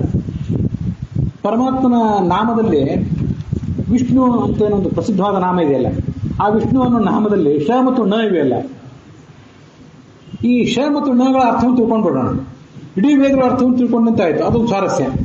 ಅದೇನಂತಂದ್ರೆ, ತಸ್ಯೈವಾಯೇ ಸಸ್ಯೈ ಸಂಹಿತಾಯಾಮ್ ನಕಾರೋ ಬಲಂ. ನ ಅನ್ನೋದು ಪರಮಾತ್ಮನ ಬಲವನ್ನು ಹೇಳ್ತದೆ. ಶಕಾರ ಪ್ರಾಣ ಆತ್ಮ. ಶ ಅನ್ನೋದು ಮೂರ್ಧನ್ಯ ಶ, ಷಣ್ಮುಖ ಶ ಇದೆಯಲ್ಲ, ಅದು ಪರಮಾತ್ಮ ನಮ್ಮೊಳಗೆ ನಿಯಾಮಕನಾಗಿದ್ದಾನೆ, ನಮಗೆ ಅಂತರ್ಯಾಮಿ ಆಗಿದ್ದಾನೆ ಅಂತ ತಿಳಿಸ್ತದೆ. ನ ಅನ್ನೋದು ಪರಮಾತ್ಮ ಬಲ ಸ್ವರೂಪ ಅಂತ ತಿಳಿಸ್ತದೆ. ನಕಾರೋ ಬಲಂ ಶಕಾರ ಪ್ರಾಣ ಆತ್ಮ ಸಯೋಹೈತೋ ನಕಾರ ಶಕಾರ ಅನುಸಂಹಿತಂ ಋಚೋ ವೇದ ಸಬಲಾಂ ಸಪ್ರಾಣಾಂ ಸಂಹಿತಾಂ ವಿದ್ಯಾ. ಇಡೀ ವೇದಗಳದೆಲ್ಲ ಇದೇ ತಾತ್ಪರ್ಯ. ಪರಮಾತ್ಮ ಜ್ಞಾನಾನಂದ ಬಲಸ್ವರೂಪ, ಅವನು ನಮಗೆ ಅಂತರ್ಯಾಮಿ, ಇದೇ ತಾತ್ಪರ್ಯ. ಇದಕ್ಕಿಂತ ಹೆಚ್ಚಿನ ವಿಶೇಷ ಏನಿದೆ? ಅಗ್ನಿಮೀಳೆ ಪುರೋಹಿತಂ ಅನ್ನೋದಕ್ಕೆ, ವಿಷಯತ್ವೋರ್ಜೆ ಅನ್ನೋದಕ್ಕೆ ಪ್ರತ್ಯೇಕ ಪದಗಳ ವಾಕ್ಯಗಳ ಅರ್ಥ ನಮ್ಗೆ ಗೊತ್ತಿಲ್ಲದೆ ಇರ್ಬೋದು, ನಾವು ಸಣ್ಣವರಿರ್ಬೋದು. ಪರಮಾತ್ಮ ನಮಗೆ ಅಂತರ್ಯಾಮಿಯಾಗಿದ್ದಾನೆ, ಅವನು ಜ್ಞಾನಾನಂದ ಸ್ವರೂಪನಾಗಿದ್ದಾನೆ, ಬಲ ಸ್ವರೂಪನಾಗಿದ್ದಾನೆ ಅಂತ ತಿಳ್ಕೊಳ್ಳೋದೇನಿದೆಯಲ್ಲ, ಎಲ್ಲಾ ವೇದಗಳ ಅರ್ಥವನ್ನು ತಿಳ್ಕೊಂಡಂತೆ. ಸಬಲಾಂ ಸಪ್ರಾಣಾಂ ಸಂಹಿತಾಂ ವಿದ್ಯಾತ್, ಇಡೀ ವೇದಗಳನ್ನೆಲ್ಲ ಅರ್ಥ ಮಾಡ್ಕೊಂಡಂತೆ ಆಯ್ತು. ಮತ್ತೆ ಆಯುಷ್ಯಮಿತಿ ವಿದ್ಯಾತ್, ಪೂರ್ಣ ಪ್ರಮಾಣದ ಆಯುಷ್ಯವನ್ನು ಕೂಡ ಮನುಷ್ಯ ಪಡ್ಕೋತಾನೆ ಅಂತ ಐತರೇಯ ಉಪನಿಷತ್ತು ಹೇಳುತ್ತೆ. ಅಲ್ಲೇ ಭಾಷ್ಯದಲ್ಲಿ ವಿಷ್ಣು ನಾಮಾರ್ಥ ರೂಪತ್ವ ವೇದಾನಾಮಪಿ ಸರ್ವಸಃ ಅನ್ಯೇಷಾಮಪಿ ಶಬ್ದಾನಾಂ ಸಂಹಿತಾ ವಿಷ್ಣುವಾಚಕಾ, ವಿಷ್ಣುನಾಮದ ಅರ್ಥವನ್ನೇ ಎಲ್ಲಾ ಶಬ್ದಗಳು ಹೇಳೋದು. ಆದ್ರಿಂದಲೇ ವಿಷ್ಣುವನ್ನು ಶಬ್ದದ ಒಂದು ಅರ್ಥವನ್ನು ತಿಳ್ಕೊಂಡ್ಬಿಟ್ರೆ ಎಲ್ಲಾ ವೇದಗಳನ್ನು ತಿಳ್ಕೊಂಡಂತೆ ಆಯ್ತು ಸಂಕ್ಷಿಪ್ತವಾಗಿ. ಹಾಗೆ ಅಂತ ಹೇಳಿ ಅಲ್ಲಿ ಮತ್ತೆ ಸಮಾಧಾನ ಚಿತ್ತರಾಗಬಾರ್ದು. ಅವಕಾಶ ಇದ್ರೆ ಮತ್ತೆ ಎಲ್ಲಾ ವೇದಗಳನ್ನು ಅದರ ಅರ್ಥಗಳನ್ನು ಓದಲೇಬೇಕು. ಆದ್ರೆ ಹೋದ್ರೆ ಹೀಗೂ ಒಂದು ಮಾರ್ಗ ಇದೆ, ಇಷ್ಟನ್ನಾದ್ರೂ ಮನುಷ್ಯ ಮಾಡಬೇಕು ಅಂತ ತಿಳಿಸಲಿಕ್ಕಾಗಿ ಇದೆಲ್ಲ ಇರೋದು. ವಿಷ್ಣು ನಾಮ ನಕಾರೇಣ ವಿಷ್ಣು ಬಲ ಮುದೀರಿತೆ, ನಕಾರದಿಂದ ಪರಮಾತ್ಮನ ಬಲ ನಮಗೆ ತಿಳಿದು ಬರ್ತದೆ. ವಿಷ್ಣು ನಾಮನೆ ಶಕಾರೇಣ ರಮಾ ಬ್ರಹ್ಮೇಶ ಪೂರ್ವಿಣಃ ಪ್ರಣೇತೃತಾಖಿಲಸ್ಯೋಕ್ತ. ಈಗ ನಾವು ಅಂತರ್ಯಾಮಿ ಹರಿಹಿ ಅಂತ ಹೇಳ್ತೀವಲ್ಲ, ಮಮ ಸ್ವಾಮಿ ಹರಿ ನಿತ್ಯಂ ಅಂತ ಹೇಳ್ತೀವಲ್ಲ, ಅದೆಲ್ಲ ಇದೆ. ಒಳಗಿದ್ದು ನಮ್ಮನ್ನು ನಿಯಂತ್ರಿಸ್ತಾ ಇದ್ದಾನೆ. ಇದು ಆ ಶ ಅನ್ನೋದಕ್ಕೆ ಅರ್ಥ. ಹೂ ಅಂತಿದೆಯಲ್ಲ, ವಿಷ್ಣು, ವಿ ಶ ನ ಹೂ ಇಷ್ಟವೇ ಅಲ್ಲಿ. ಶ ಅಂದ್ರೆ ನಿಯಾಮಕ ಅಂತ ಅರ್ಥ, ನ ಅಂದ್ರೆ ಪರಮಾತ್ಮನ ಬಲ ಅಂತ ಅರ್ಥ, ವಿ ಅಂತಂದ್ರೆ ವಿಶಿಷ್ಟ ಅಂತ ಅರ್ಥ. ಇದು ಸುಮ್ಮನೆ ಆರ್ಡಿನರಿ ಬಲ ಅಲ್ಲ, ಸಾಮಾನ್ಯವಾದ ಬಲ ಅಲ್ಲ, ಇದು ಸಾಮಾನ್ಯವಾದ ನಿಯಾಮಕನಲ್ಲ. ಇಲ್ಲೊಬ್ಬ ನಮ್ಮ ಮೇಲಿನ ಅಧಿಕಾರಿ ಯಾರೋ ಒಬ್ರು ನಮ್ಮನ್ನು ನಿಯಂತ್ರಿಸಿದರೆ ನಮ್ಮ ಹೊರಗಿನ ವಾತಾವರಣ ಅವರು ನಿಯಂತ್ರಿಸ್ತಾರೆ, ನಮ್ಮ ಮನಸ್ಸಿನ ಒಳಗೆ ಹೊಕ್ಕು ಅವರು ನಿಯಂತ್ರಿಸಲಿಕ್ಕೆ ಸಾಧ್ಯ ಇಲ್ಲ. ಪರಮಾತ್ಮ ಒಳಗೂ ಹೊರಗೂ ನಿಯಾಮಕನಾಗಿದ್ದಾನೆ. ಹೀಗೆ ಅವನೊಂದು ವಿಶಿಷ್ಟವಾದ ನಿಯಾಮಕತ್ವ, ವಿಶಿಷ್ಟವಾದ ಬಲ ಒಂದು. ಮತ್ತೆ ಹೂ, ಆ ಹೂ ಅಂತ ಅನ್ನೋದು ವಿಷ್ಣು ಅನ್ನೋದು ಹೂ ಇದೆಯಲ್ಲ, ಅದು ಇವೆಲ್ಲವೂ ಅವನ ಸ್ವಾಭಾವಿಕವಾದದ್ದು ಅಂತ ತಿಳಿಸ್ತದೆ. ಯಾವತ್ತೋ ಒಂದು ಕಾಲಕ್ಕೆ ಬಹಳ ಪ್ರಯತ್ನ ಪಟ್ಟು ತಪಸ್ಸು ಮಾಡಿ ಪಡ್ಕೊಂಡ ಬಲ ಅಲ್ಲ ಇದು, ಪಡ್ಕೊಂಡ ಪದವಿ ಅಲ್ಲ ಇದು, ಎಲ್ಲವೂ ಸ್ವಾಭಾವಿಕವಾದದ್ದು ಅಂತ ಹೂ ಅಂತ ತಿಳಿಸ್ತದೆ. ಹೀಗೆ ವಿಷ್ಣು ಶಬ್ದದ ಅರ್ಥ ತಿಳ್ಕೊಂಡ್ಬಿಟ್ರೆ ಎಲ್ಲಾ ವೇದಗಳ ಅರ್ಥವನ್ನು ತಿಳ್ಕೊಂಡಂತೆ ಆಯ್ತು. ವಿಷ್ಣುವೇ ನಮಃ ಅಂತಂದ್ಬಿಟ್ರೆ ಸಂಹಿತಾ ಪಾಠ, ಋಗ್ಯಜು ಸಾಮಗಳ ಸಂಹಿತಾ ಪಾಠ ಮಾಡಿದಂತಾಯ್ತು. ವಿಶ್ ನವೇ ನಮಃ ಅಂತ ಹೇಳಿದ್ರೆ ಪದಪಾಠ ಮಾಡಿದಂತಾಯ್ತು ಎಲ್ಲಾ ವೇದಗಳದು. ವಿಷ್ಣುವೇ ನವೇ ನಮಃ ಅಂತ ಹೇಳಿದ್ರೆ ಕ್ರಮಪಾಠ ಮಾಡಿದಂತಾಯ್ತು. ಇಷ್ಟು ಫಲ ಇದೆ ಅದಕ್ಕೆಲ್ಲದಕ್ಕೂ ಅಂತ ಶಾಸ್ತ್ರದಲ್ಲಿ ವರ್ಣನೆ ಮಾಡ್ತಾರೆ. ಅದಕ್ಕಾಗಿ ಇದು ಏಕಾಮೃತ ಅಂತ ಬಂತಲ್ಲ, ಒಂದೇ ಋಕ್ಕನ್ನಾದ್ರೂ ನಿತ್ಯ ಹೇಳಬೇಕು, ಅದನ್ನು ಬಿಡುವಂತಿಲ್ಲ. ಅದು ಒಂದು ಅಧ್ಯಯನ ರೂಪವಾದದ್ದು. ಈ ಅನಧ್ಯಯನದ ದಿವಸ, ಪಾಠ್ಯ ಮೊದಲಾದಿಗಳ ದಿವಸ ನಾವು ಪಾಠ ಮಾಡೋದಿಲ್ಲ, ಆದ್ರೆ ಈ ಬ್ರಹ್ಮಯಜ್ಞ ಬಿಡುವಂತಿಲ್ಲ, ಇದು ಮಾತ್ರ ಇದ್ದೇ ಇರ್ತದೆ. ಬ್ರಾಹ್ಮಣನಿಗೆ ಅಧ್ಯಯನ ಯಾವತ್ತೂ ಕೂಡ ತಪ್ಪಿದ್ದಲ್ಲ, ಅದು ನಮಗಿಲ್ಲಿ ತಿಳಿದು ಬರ್ತದೆ. ಹೀಗೆ ಇಡೀ ಶ್ಲೋಕದಲ್ಲಿ ಒಂದೇ ಪ್ರಶ್ನೆ ಇತ್ತು, ಅವನು ಒಂದೇ ಉತ್ತರ ಕೊಟ್ಟಿದ್ದ. ಅದನ್ನೆಲ್ಲ ನಾವು ವೇದಗಳ ಮತ್ತು ಮನುಸ್ಮೃತಿ ಮತ್ತು ತೈತ್ತರೀಯ ಆರಣ್ಯಕ ಆ ವೇದ ಭಾಗ ಅದರ ಹಿನ್ನೆಲೆಯಲ್ಲೆಲ್ಲ ಶ್ರವಣ ಮಾಡಿದ್ದೇವೆ. ಯಕ್ಷ ಮುಂದಿನ ಪ್ರಶ್ನೆ ಕೇಳಿದ. ಈ ಪ್ರಶ್ನೆಯಲ್ಲಿ 4 ಪ್ರಶ್ನೆ, ಉತ್ತರವು 4. ಓಕತಿ ಸರ್ವಭೂತಾನಾಂ ಕಿಂ ಸ್ವಿತ್ ಧರ್ಮಂ ಸನಾತನಂ ಅಮೃತಂ ಕಿಂ ಸ್ವಿತ್ ರಾಜೇಂದ್ರ ಕಿಂ ಸ್ವಿತ್ ಸರ್ವಮಿದಂ ಜಗತ್. ರಾಜೇಂದ್ರ ಮಹಾರಾಜ ಯುಧಿಷ್ಠಿರನೇ, ಸಕಲ ಪ್ರಾಣಿಗಳಿಗೂ ಅತಿಥಿ ಯಾರು? ಸನಾತನ ಧರ್ಮ ಯಾವುದು? ಮತ್ತೆ ಅಮೃತ ಯಾವುದು? ಅದನ್ನು ಹೇಳು. ಈ ಸಕಲ ಜಗತ್ತು ಯಾರಿಂದ ಆವರಿಸಲ್ಪಟ್ಟಿದೆ? ಇದ್ರ ಬಗ್ಗೆ ನಿನ್ನ ಅಭಿಪ್ರಾಯ ಏನು? ಅದನ್ನು ಹೇಳು. ಅವನು ಅದನ್ನು ಹೇಳಲಿಕ್ಕೆ ತೊಡಗಿದ. ಅತಿಥಿ ಸರ್ವಭೂತಾನಾಂ ಅಗ್ನಿ. ಎಲ್ಲಾ ಪ್ರಾಣಿಗಳಿಗೂ ಅತಿಥಿ ಯಾರು ಅಂದ್ರೆ ಅಗ್ನಿ.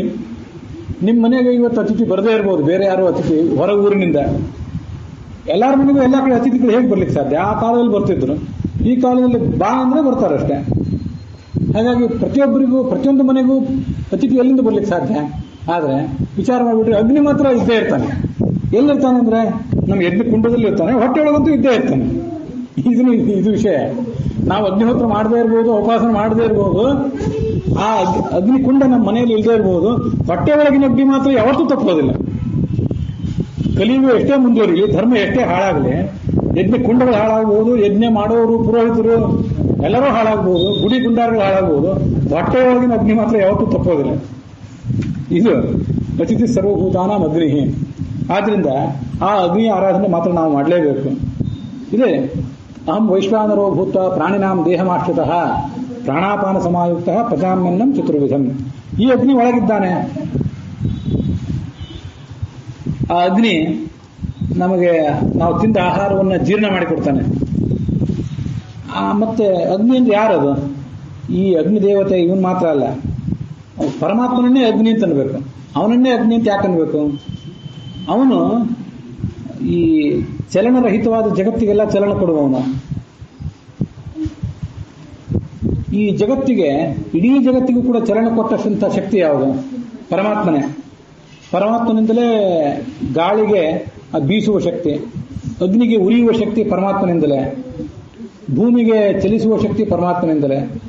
ಹೀಗೆ ಪ್ರತಿಯೊಂದು ಕಡೆಯೂ ಕೂಡ ಪಂಚಮಹಾಭೂತಗಳಲ್ಲಿ ಪ್ರತಿಯೊಂದಕ್ಕೂ ಕೂಡ, ಜಗತ್ತಿನಲ್ಲಿ ಪ್ರತಿಯೊಂದಕ್ಕೂ ಕೂಡ ಎಲ್ಲಾ ಕಡೆ ಚಲನ ಬಂದದ್ದು ಅಗ್ನಿಯಿಂದಲೇ. ಆದ್ರಿಂದ ಅಗ ನೀ ಅಂತಿದೆಯಲ್ಲ, ಗ ಅಂದ್ರೆ ಗಮನ, ಸಂಚಾರ ಮಾಡೋದು. ಅಗ ಅಂದ್ರೆ ಸಂಚಾರವಿಲ್ಲದ, ಸ್ವತಃ ಚಲಿಸದ ವಸ್ತುಗಳು, ಅವುಗಳನ್ನು ಮುನ್ನಡೆಸುವವನು ಈ ಅಗ್ನಿ. ಈ ಅಗ್ನಿಯ ಆರಾಧನೆ ಆದ್ರೇನೆ ಎಲ್ಲ ಕೆಲಸಗಳು ಮುಂದೆ.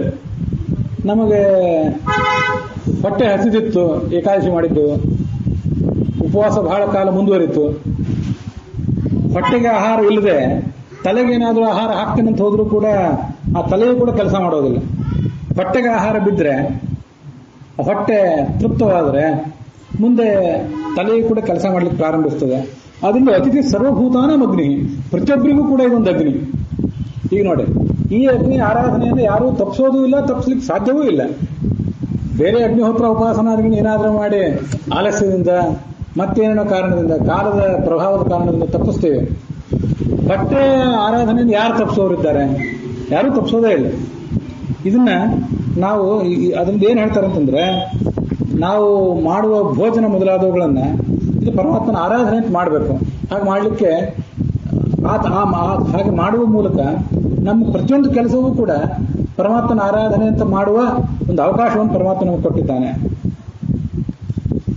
ಆದ್ರಿಂದಲೇ ಆ ಭೋಜನ ಮಾಡುವ ಕಾಲಕ್ಕೆ ಅಥವಾ ಉಪಾಸನ ಅಗ್ನಿಹೋತ್ರ ಮೊದಲಾದವುಗಳನ್ನು ಮಾಡುವ ಕಾಲಕ್ಕೂ ಕೂಡ ಮನುಷ್ಯ ಏಕಾಗ್ರ ಚಿತ್ತನಾಗಿರಬೇಕು. ಲೌಕಿಕ ಹರಟೆ ಮೊದಲಾದವುಗಳನ್ನು ದೂರ ಇಟ್ಟು ಅದರಲ್ಲಿ ಮನಸ್ಸನ್ನು ತೊಡಗಿಸಿರಬೇಕು.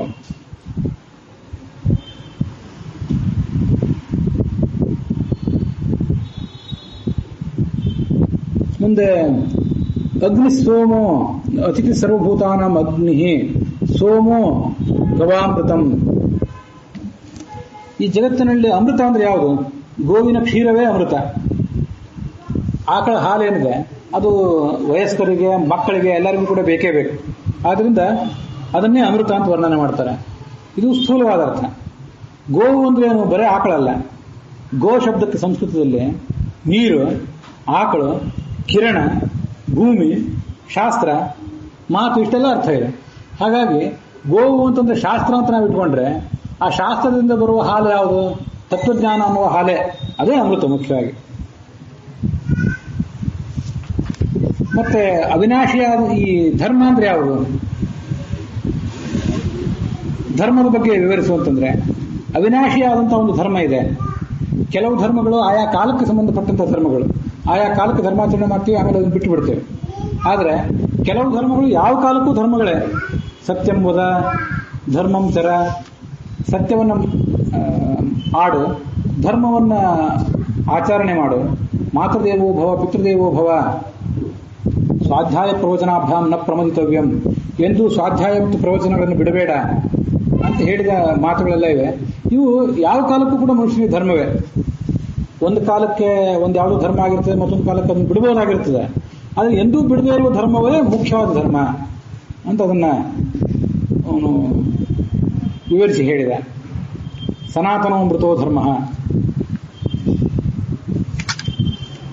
ವಾಯು ಸರ್ವಮಿದಂ ಜಗತ್ತು. ಇಡೀ ಜಗತ್ತಿನೆಲ್ಲ ಕಡೆ ವ್ಯಾಪಿಸಿಕೊಂಡಿರುವಂಥದ್ದು ಯಾವುದು? ವಾಯು.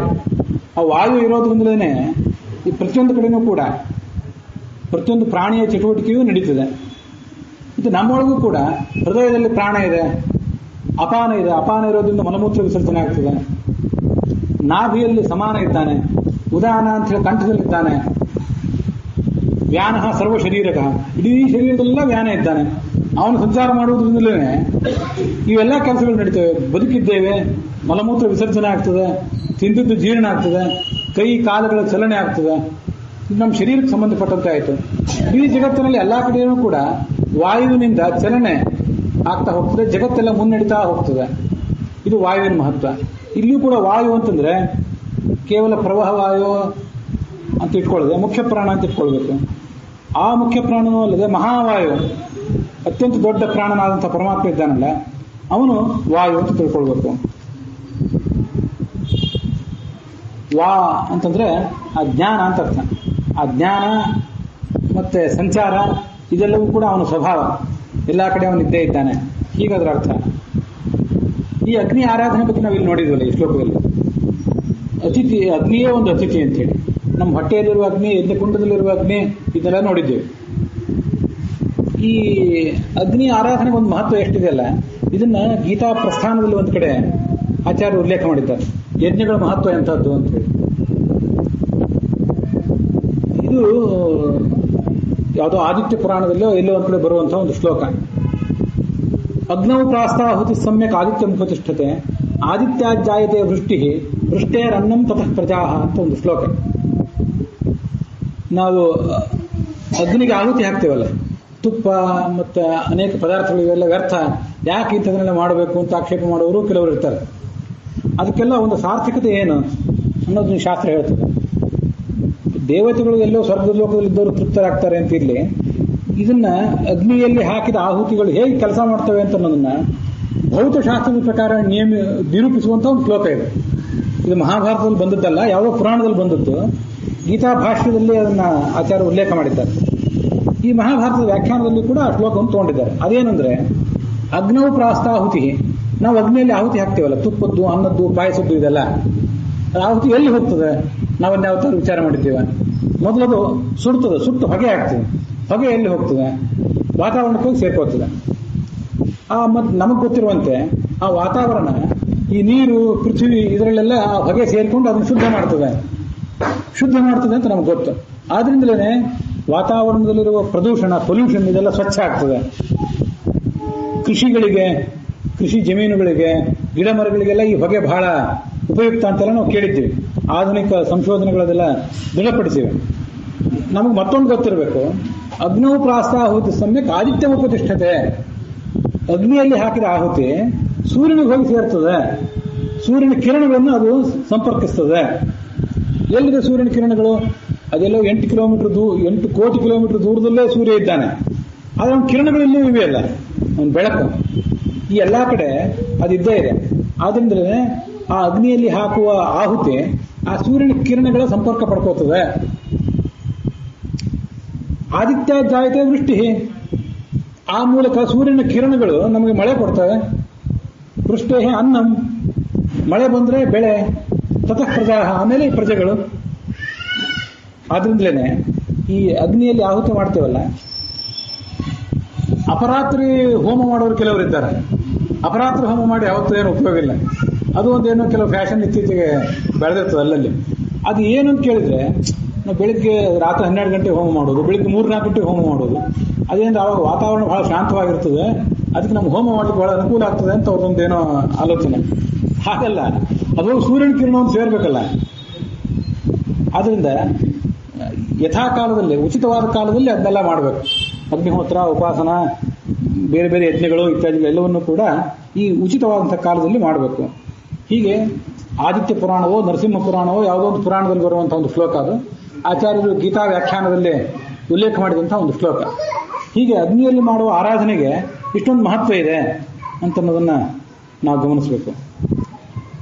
ಹೀಗೆ ಪ್ರಜೆಗಳೆಲ್ಲ ಬೆಳೆದು ಭೋಜನ ಮಾಡಲಿಕ್ಕೆ ಬೇಕಾದಂತಹ ಒಂದು ಶಕ್ತಿ ಈ ಅಗ್ನಿ ಮತ್ತೆ ಸೂರ್ಯ ಇವೆಲ್ಲವೂ ಕೂಡ.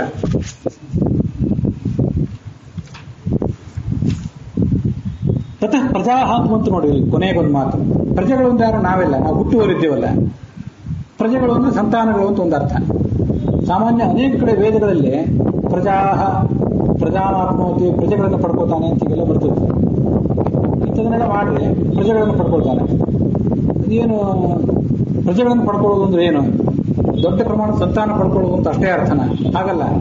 ಪ್ರಜ ಅನ್ನೋದ್ರಲ್ಲಿ ಜ ಅಂದ್ರೆ ಹುಟ್ಟೋದು, ಪ್ರಜ ಅಂದ್ರೆ ಶ್ರೇಷ್ಠ ಸಂತಾನ, ಜ್ಞಾನಿಗಳ ಸಂತಾನ.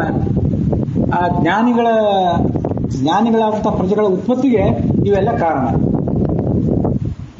ನಮಗೊಂದು ವಿಷಯ ಯಾವತ್ತೂ ಕೂಡ ಗೊತ್ತಿರಬೇಕು. ಪರಮಾತ್ಮ ಅನೇಕ ರೂಪಗಳಿಂದ ಎಲ್ಲ ಕಡೆ ಇದ್ದಾನೆ. ಸ್ತ್ರೀ ರೂಪದಿಂದ, ಪುರುಷ ರೂಪದಿಂದ ಎಲ್ಲ ಕಡೆ ಇದ್ದಾನಲ್ಲ. ನಮಗೆ ಮುಖ್ಯವಾಗಿ ಏನೇನು ಬೇಕು? ಭೂಮಿ ಬೇಕು. ನಾವು ಓಡಾಡುವಂಥ ಭೂಮಿ, ಇಲ್ಲಿ ಬೆಳೆ ನಾವು ಬೆಳಿತೇವೆ, ಈ ಭೂಮಿ.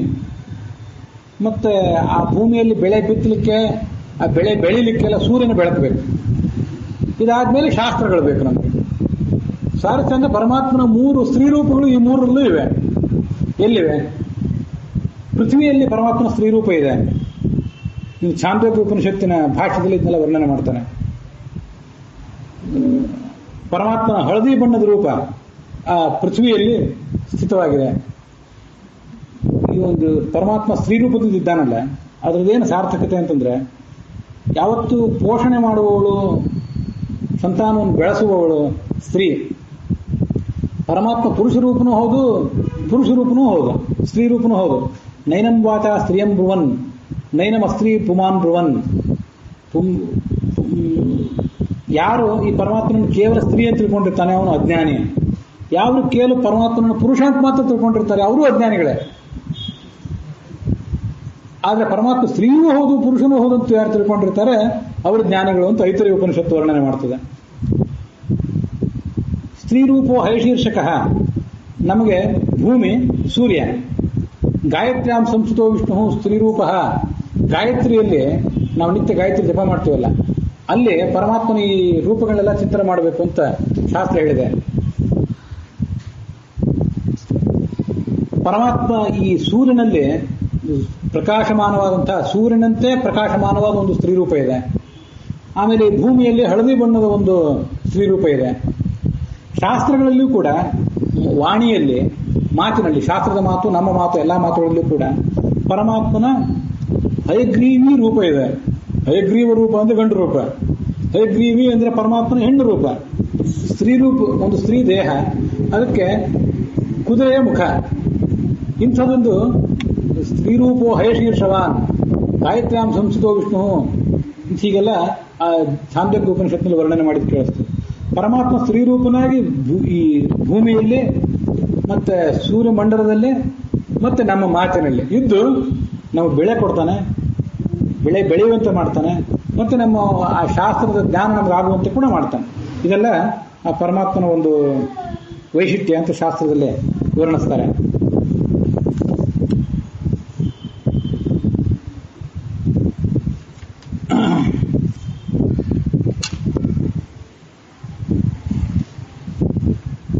ಮುಂದೆ ಯಕ್ಷ ಮತ್ತೊಂದು ಪ್ರಶ್ನೆ ಕೇಳಿದೆ. ಕಿಂಸ್ವಿದ್ ಏಕಪದಂ ಧರ್ಮ್ಯಂ, ಕಿಂಸ್ವಿದ್ ಏಕಪದಂ ಯಶಃ, ಕಿಂಸ್ವಿದ್ ಏಕಪದಂ ಸ್ವರ್ಗ್ಯಂ, ಕಿಂಸ್ವಿದ್ ಏಕಪದಂ ಸುಖಂ. 4 ಪ್ರಶ್ನೆಗಳು. ಮತ್ತೆ ಈ ಧರ್ಮ ಅಂದ್ರೆ ಏನು, ಅದನ್ನ ಸಂಕ್ಷಿಪ್ತವಾಗಿ ಒಂದೊಂದು ಪದದಲ್ಲಿ ಹೇಳು ಅಂತ ಕೇಳಿದಂತೆ. ಬಹಳ ವಿವರಣೆ ಮಾಡಬೇಡ, ಸಂಕ್ಷಿಪ್ತವಾಗಿ ಹೇಳು ನೋಡೋಣ. ಯಶಸ್ಸು ಅಂದ್ರೆ ಏನು, ಸ್ವರ್ಗಕ್ಕೆ ಮುಖ್ಯವಾದ ಕಾರಣ ಯಾವುದು, ಸ್ವರ್ಗ ಪ್ರಾಪ್ತಿಗೆ. ಸುಖ ಅಂದ್ರೆ ಏನು ಅದನ್ನು ವಿವರಿಸು. ದಾಕ್ಷ್ಯಮೇಕಪದಂ ಧರ್ಮ್ಯಂ. ಈ ದಾಕ್ಷ್ಯವೇ ಧರ್ಮ. ಧರ್ಮದ ಲಕ್ಷಣ ಏನು? ದಾಕ್ಷ್ಯ. ದಾಕ್ಷ್ಯ ಅಂದ್ರೆ ಏನು ಅದು ಬೇಕಲ್ಲ. ದೃಢತೆ, ಧರ್ಮ ಮಾರ್ಗದಲ್ಲೂ ದೃಢತೆ. ಯಾಕೆ ಈ ಧರ್ಮಾಚರಣೆ ಮಾಡಬೇಕು, ಇದರಿಂದ ಏನು ಲಾಭ ಆಗಲಿಲ್ಲ, ನಮ್ಮ ಜೀವಮಾನ ಎಲ್ಲ ವ್ಯರ್ಥ ಆಗಿ ಹೋಯ್ತು, ಈ ಧರ್ಮಾಚರಣೆ ಮಾಡಿದ್ವಿ ಏನೂ ಲಾಭ ಆಗಲಿಲ್ಲ, ಅಧಾರ್ಮಿಕರಿಗೆ ಜಗತ್ತಿನಲ್ಲಿ ಸುಖ ಆಗಿದೆ ಅನ್ನುವಂಥ ಚಾಂಚಲ್ಯ ಮನುಷ್ಯನಿಗೆ ಬರಬಾರ್ದು. ಆ ಚಾಂಚಲ್ಯ ಬಂದ್ರೆ ಅದನ್ನ ಧಾರ್ಮಿಕ ಸ್ವಭಾವ ಅಂತ ಕರೆಯೋದಿಲ್ಲ. ಇದನ್ನ ದಕ್ಷತೆ, ದೃಢತೆ, ಪ್ರಾಮಾಣಿಕತನ ಅಂತ ಹೇಳ್ತಾರೆ. ದಾನಮೇಕಪದಂ ಯಶಃ. ನಾವು ಯಶಸ್ಸು ಗಳಿಸಬೇಕಾದ್ರೆ, ಕೀರ್ತಿ ಗಳಿಸಬೇಕಾದ್ರೆ ದಾನ ಮಾಡಬೇಕು. ಏನ್ ದಾನ ಮಾಡಬೇಕು? ದಾನ ಅಂತ ಇಷ್ಟೇ ಹೇಳಿದ್ದಾರೆ. ಅದು ಯಾರ್ಯಾರ ಹತ್ರ ಏನೇನು ಇದೆಯೋ, ಯಾರ್ಯಾರಿಗೆ ಏನೇನು ಅಗತ್ಯ ಇದೆಯೋ ಅದೆಲ್ಲವನ್ನು ಕೂಡ ಮನುಷ್ಯ ದಾನ ಮಾಡಬೇಕು. ಸಂಪತ್ತಿದ್ದವನು ಸಂಪತ್ತು ದಾನ ಮಾಡಬೇಕು. ಯಾರಿಗೆ ಜ್ಞಾನ ಇದೆ ಅವರು ಜ್ಞಾನದ ದಾನ ಮಾಡಬೇಕು. ಅಥವಾ ಅಭಯ ದಾನವನ್ನಾದರೂ, ಯಾರಾದರೂ ಆಪತ್ತಿನಲ್ಲಿದ್ದರೆ ಅವರಿಗಾದರೂ ಹೋಗಿ ಸಹಾಯ ಮಾಡಬೇಕು. ಇಂಥ ಒಂದಲ್ಲ ಒಂದು ದಾನವನ್ನು ಪ್ರತಿಯೊಬ್ಬರು ಕೂಡ ಮಾಡ್ಲಿಕ್ಕೆ ಸಾಧ್ಯ ಇದೆ. ಆ ದಾನ ಮಾಡಲಿಕ್ಕೆ ಪ್ರತಿಯೊಬ್ಬ ಮನುಷ್ಯನು ಕೂಡ ಕೋಟಿಪತಿ ಆಗಿರಬೇಕಾಗಿಲ್ಲ. ದಾನ ಮಾಡಬೇಕು, ಜಗತ್ತಿಗೆ ಸಹಾಯ ಮಾಡಬೇಕು ಅನ್ನುವಂಥ ಒಂದು ಸರಳವಾದ ಮನೋಭಾವ ಇದ್ರೆ ಸಾಕು. ಸತ್ಯಮೇಕ ಪದಂ ಸ್ವರ್ಗ್ಯಂ. ಈ ಸ್ವರ್ಗಕ್ಕೆ ಕಾರಣ ಯಾವುದು ಅಂತಂದ್ರೆ ಸತ್ಯ. ಸತ್ಯವನ್ನ ನಾವು ಪಾಲನೆ ಮಾಡೋದೇನಿದೆ ಅದು ಇದಕ್ಕೆ ಕಾರಣ. ಸತ್ಯ ಅಂದ್ರೆ ಏನಂತ ಅದು ಬೇಕಲ್ಲ. ಅವತ್ತು ನಾವು ಸತ್ಯ ಅಂತಂದ್ರೆ ಪರಮಾತ್ಮ ಸತ್ಯ ಅಂತ ಯಾಕೆ ನೋಡಿದೀವಿ. ಸರ್ವೋತ್ತಮ, ಸರ್ವಜ್ಞ, ಸರ್ವಶಕ್ತ, ಅದು ಪರಮಾತ್ಮನಿಗೆ ಕೂಡಿದ ಅರ್ಥ ಆಯ್ತು. ನಾವೀಗ ಸ್ವರ್ಗ ಗಳಿಸಬೇಕಾದ್ರೆ ಸತ್ಯವನ್ನ ಪಾಲನೆ ಮಾಡಬೇಕು ಅಂತ ಬಂತಲ್ಲ. ಸತ್ಯ ಅಂದ್ರೆ ಏನು? ಈಗ ಪರಮಾತ್ಮನ ಕುರಿತಾದ ಅರ್ಥ ಹೇಳಬಾರ್ದು ನಾವು. ಸತ್ಯ ಅನ್ನೋ ಶಬ್ದಕ್ಕೆ ಈಗ ಪರಮಾತ್ಮನ ಕುರಿತಾದ ಅರ್ಥ ಅಲ್ಲ, ಅದು ಅಲ್ಲಿ ಬೇರೆ ಅರ್ಥ. ನಾವು ಪಾಲಿಸಬೇಕಾದ ಸತ್ಯ ನಮ್ಮನ್ನು ಸ್ವರ್ಗದ ಕಡೆಗೆ ತಗೊಂಡು ಹೋಗ್ತದೆ ಅಂದ್ರೆ ಹಾಗಾದ್ರೆ ಸತ್ಯ ಅಂದ್ರೆ ಏನು? ಅದನ್ನು ಶಾಸ್ತ್ರದಲ್ಲಿ ಹೇಳಿದ್ದಾರೆ. ಏನಂದ್ರೆ ಮೃತಂ ಯಥಾರ್ಥ ವಿಜ್ಞಾನಂ ಸತ್ಯಂ ತತ್ಪೂರ್ವಿಕಾ ಕೃತಿ. ಕೋಶವನ್ನು ತೆಗೆದು ನೋಡಿದ್ರೆ ಋತ ಅಂದ್ರೂ ಸತ್ಯ ಅಂದ್ರೂ ಒಂದೇ, ಎರಡಕ್ಕೂ ಸತ್ಯ ಅಂತಾನೆ ಅರ್ಥ. ಆದ್ರೆ ಋತ ಅಂದ್ರೆ ಆಚಾರ್ಯರು ಕೊಟ್ಟ ಕೋಶದ ಪ್ರಕಾರ ಯಥಾರ್ಥ ಜ್ಞಾನ ಅಂತ ಅರ್ಥ, ಸರಿಯಾದ ಜ್ಞಾನ, ಅದಕ್ಕೆ ಋತ ಅಂತ ಕರೀತಾರೆ. ಹಾಗಾದ್ರೆ ಸತ್ಯ ಅಂದ್ರೆ ಏನು? ಅದರಂತೆ ನಡ್ಕೊಳ್ಳೋದು. ತತ್ಪೂರ್ವಿಕ ಕೃತಿ, ತಿಳ್ಕೊಳ್ಬೇಕು, ಯಥಾರ್ಥ ಸಂಗತಿಗಳು ತಿಳ್ಕೊಳ್ಬೇಕು, ಅದರಂತೆ ನಡ್ಕೊಳ್ಬೇಕು. ಮಾತು ಕೃತಿಗಳಲ್ಲಿ ಏಕರೂಪತೆ ಇರಬೇಕು. ಅದು ಸ್ವರ್ಗಕ್ಕೆ ಕಾರಣ. ಬಹಳ ಎಚ್ಚರಿಕೆಯ ಮಾತು. ಸಂಸ್ಕೃತದಲ್ಲಿ ಒಂದು ಸುಭಾಷಿತ ಇದೆ. ಅದೇನಂದ್ರೆ ಮನಸ್ಸೇಕಂ ವಚಸ್ಸೇಕಂ ಕರ್ಮಣ್ಯೇಕಂ ಮಹಾತ್ಮನಾಂ. ಶ್ಲೋಕ ಓದೋದ್ರ ಮೇಲಿಂದ ಧಾಟಿಂದ ತಿಳ್ಕೊಳ್ರಿ. ಮನಸ್ಸಿ ಏಕಂ ವಚಸ್ಸೇಕಂ ಕರ್ಮಣ್ಯೇಕಂ ಮಹಾತ್ಮನಾಂ. ಮಹಾತ್ಮರಿಗೆ ಮನಸ್ಸಿನಲ್ಲಿಯೂ ಕರ್ಮದಲ್ಲಿಯೂ ಮಾತಿನಲ್ಲಿಯೂ ಒಂದೇ. ಮನಸ್ಸಿ ಏಕಂ ಕರ್ಮಣಿ ಏಕಂ ವಚಸಿ ಏಕಂ ದುರಾತ್ಮನಾಂ. ದುರಾತ್ಮನಿಗೆ ಅಲ್ಲೊಂದು ಇಲ್ಲೊಂದು ಇಲ್ಲೊಂದು, ಎಲ್ಲಾ ಕಡೆ ಇರೋದ ಶಬ್ದ ಅದೇ. ಅದು ಹಿಂದೆ ಮಹಾತ್ಮ ಇಲ್ಲಿ ದುರಾತ್ಮ ಅಂತ ಶಬ್ದ ಪ್ರಯೋಗ ಮಾಡಿದ್ದಾರೆ ಅಂತ ಬಿಟ್ರೆ ಮನಸ್ಸೇಕಂ ವಚಸ್ಸೇಕಂ ಕರ್ಮಣ್ಯೇಕಂ ಅಂತ ಶಬ್ದಗಳು ಎರಡೂ ಕಡೆ ಒಂದೇ ತರ ಇವೆ. ಆದ್ರೆ ಇಲ್ಲೊಂದು ಅಲ್ಲೊಂದು ಅಲ್ಲೊಂದು, ಇದು ದುರಾತ್ಮರಿಗೆ. ಎಲ್ಲಾ ಕಡೆ ಒಂದೇ. ಅದು ಮಹಾತ್ಮರ ಲಕ್ಷಣ ಅಂತ ಒಂದು ಸಂಸ್ಕೃತ ಸುಭಾಷಿತದಲ್ಲಿ ಒಬ್ಬ ಯಾರೋ ಕವಿ ವರ್ಣನೆ ಮಾಡಿದಂಥ ಒಂದು ಶ್ಲೋಕ. ಅದರಿಂದ ಪ್ರಥಮ ಯಥಾರ್ಥ ವಿಜ್ಞಾನ, ಸರಿಯಾಗಿ ತಿಳ್ಕೊಳ್ಳೋದು, ಅದರಂತೆ ನಡ್ಕೊಳ್ಳೋದು ಕೂಡ. ಮನುಷ್ಯನಲ್ಲಿ ಡಾಂಬಿಕತೆ ಇರಬಾರದು ಅಂತ ಎಚ್ಚರಿಸಿದೆ ಅದನ್ನು ಶಾಸ್ತ್ರ. ವಾರ್ತಾ ಭವಂತ್ಯುಥ ನವಾತ್ರತು ಡಾಂಬಿಕಾನಾಂ ಅಂತ ಭಾಗವತದ ಮಾತು. ದಂಭಾಚಾರ ಮಾಡಿದ್ರೆ ಮನುಷ್ಯ ಹೇಳುವುದೊಂದು ಮತ್ತು ಮಾಡುವುದೊಂದು ಆಗಿಬಿಟ್ರೆ ಅದರಿಂದ ಸ್ವರ್ಗದ ಸಾಧನೆ ಆಗೋದಿಲ್ಲ, ಪರಮಾತ್ಮನ ಪ್ರಾಪ್ತಿ ಆಗೋದಿಲ್ಲ. ಏನ್ ನಡೀತದೆ? ಹೊಟ್ಟೆ ಹೊರಗೆ ಯೋಗ್ಯ. ಅಲ್ಲಿ ಭಾಗವತ ಏನ್ ಹೇಳಿತಂದ್ರೆ ವಾರ್ತಾ ಭವತಿ. ವಾರ್ತಾ ಅಂದ್ರೆ ಹೊಟ್ಟೆ ಹೊರೆಯೋದು, ಅದಾಗ್ತದೆ. ಅದು ಆಗ್ತದೆ ಅಂತ ಹೇಳಲಿಕ್ಕೆ ಬರೋದಿಲ್ಲ. ಯಾಕಂದ್ರೆ ಜನರಿಗೆ ಗೊತ್ತಾಗ್ಬಿಡ್ತದೆ ಸ್ವಲ್ಪ ದಿವಸ ಆದ್ಮೇಲೆ. ಎಷ್ಟು ದಿವಸ ಜನರಿಗೆ ವಂಚನೆ ಮಾಡ್ಬೋದು? ಸ್ವಲ್ಪ ದಿವಸ ಆದ್ಮೇಲೆ ಜನರಿಗೆ ಗೊತ್ತಾಗ್ಬಿಡ್ತದೆ. ವಾರ್ತಾ ಭವಂತಿ ಉತ ನವ ಅಥವಾ ಡಾಂಬಿಕಾನಾಂ. ಹೊಟ್ಟೆ ಹೊರೆಯುವ ಕೆಲಸ ಆಗಬಹುದು ಆರಂಭದಲ್ಲಿ, ಆಮೇಲೆ ಅದು ತಪ್ಪು ಹೋಗ್ಬೋದು. ಅದರಿಂದ ಮನುಷ್ಯ ಡಾಂಬಿಕನಾಗಬಾರದು.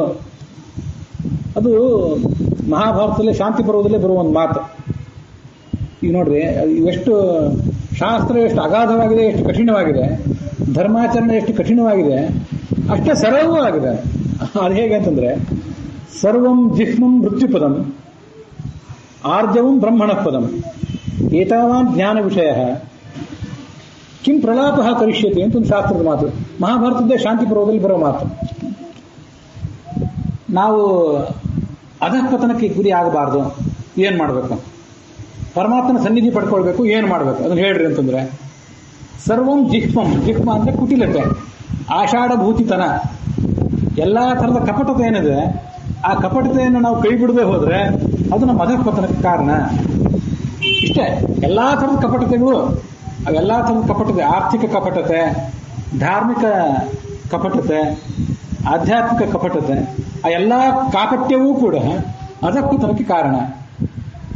ಮೃತ್ಯು ಪದಂ ಮತ್ತೆ ಆರ್ಜವಂ ಬ್ರಹ್ಮಣ ಪದಂ. ಪರಮಾತ್ಮನ ಸಾನ್ನಿಧ್ಯವನ್ನು ನಮಗೆ ತಲುಪಿಸುವುದು ಯಾವುದು ಅಂದ್ರೆ ಆರ್ಜವ. ಆರ್ಜವ ಅಂದ್ರೆ ಏನು? ಸರಳವಾದ ಸ್ವಭಾವ, ಪ್ರಾಮಾಣಿಕತನ. ಅದೇ ಪ್ರಥಮ ಯಥಾರ್ಥ ವಿಜ್ಞಾನಂ ಸತ್ಯಂ ತತ್ಪೂರ್ವಿಕಾ ಕೃತಿ. ಸತ್ಯವನ್ನೇ ಹೇಳೋದು, ಸತ್ಯ ಅದಂತೆ ನಡ್ಕೊಳ್ಳೋದೊಂದು ಹೇಳೋದೊಂದು ಆಗಬಾರ್ದು.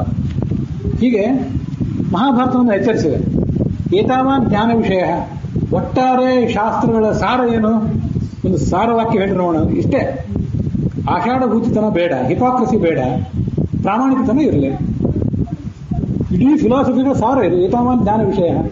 ಆಮೇಲೆ ಕಿಂ ಪ್ರಲಾಪ ಕರಿಷ್ಯತಿ, ಧರ್ಮಶಾಸ್ತ್ರವನ್ನು ತೆಗೆದು ನೋಡಿದರೆ ಬ್ರಾಹ್ಮ ಮುಹೂರ್ತದಲ್ಲಿ ಏಳಬೇಕು ಅನ್ನೋದ್ರಿಂದ ಹಿಡಿದು ರಾತ್ರಿ ಮಲ್ಕೊಳ್ಳುವ ತನಕ ನಡುವೆ ಎಚ್ಚರ ಆದಾಗ ಏನೇನು ಮಾಡಬೇಕು ಅಂತ ಅನೇಕ ವಿಧಿ ನಿಷೇಧಗಳಿವೆ ಅಲ್ಲ, ಅವೆಲ್ಲ ಪ್ರಲಾಪ ಅಂದ್ರೆ ಹರಟೆ, ಅದರಿಂದ ಏನೂ ಲಾಭ ಇಲ್ಲ. ಹಾಗಾದ್ರೆ ಬೆಳಿಗ್ಗೆ ಏಳೋದು, ಸಂಧ್ಯಾವಂದನೆ, ದೇವರ ಪೂಜೆ ಇತ್ಯಾದಿ ಧಾರ್ಮಿಕ ಕಾರ್ಯಗಳು ಇದೆಲ್ಲ ಬೇಡವಾ ಅಂತಂದ್ರೆ ಅದೆಲ್ಲ ಬೇಕು, ಬೇಡ ಅಂತಲ್ಲ. ಎಲ್ಲಾ ಥರದ ಧಾರ್ಮಿಕ ಆಚರಣೆಯೂ ಬೇಕು. ಆದರೆ ಅದೆಲ್ಲ ಇದ್ದು ಆಷಾಢಭೂತಿತನ ಇದ್ರೆ, ಕಪಟ ಇದ್ರೆ ಅದೆಲ್ಲ ವ್ಯರ್ಥ. ಅದರಿಂದ ಮನುಷ್ಯ ಎಲ್ಲಾ ಥರದ ಧಾರ್ಮಿಕ ಆಚರಣೆಗಳ ಜೊತೆಗೆ ಶುದ್ಧವಾದ ಒಂದು ಪ್ರಾಮಾಣಿಕತನವನ್ನು ಕೂಡ ಉಳಿಸ್ಕೋಬೇಕು.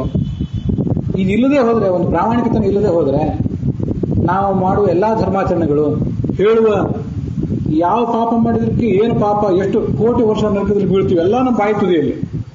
ಎಷ್ಟು ವರ್ಷ ನರಕದ ಹೆಸರೇನು, ಅಲ್ಲಿ ಹೋಗಿ ಎಷ್ಟು ದಿವಸ ಇರ್ತೀವಿ, ಮರಳಿ ಬಂದು ಏನಾಗಿ ಹುಟ್ಟುತ್ತೀವಿ, ಎಲ್ಲ ನಮ್ಮ ಬಾಯಿ ತುದಿಯಲ್ಲಿದೆ. ಆದ್ರೆ ನಾವು ಯಾವುದನ್ನು ಮಾಡ್ತಿಲ್ಲ.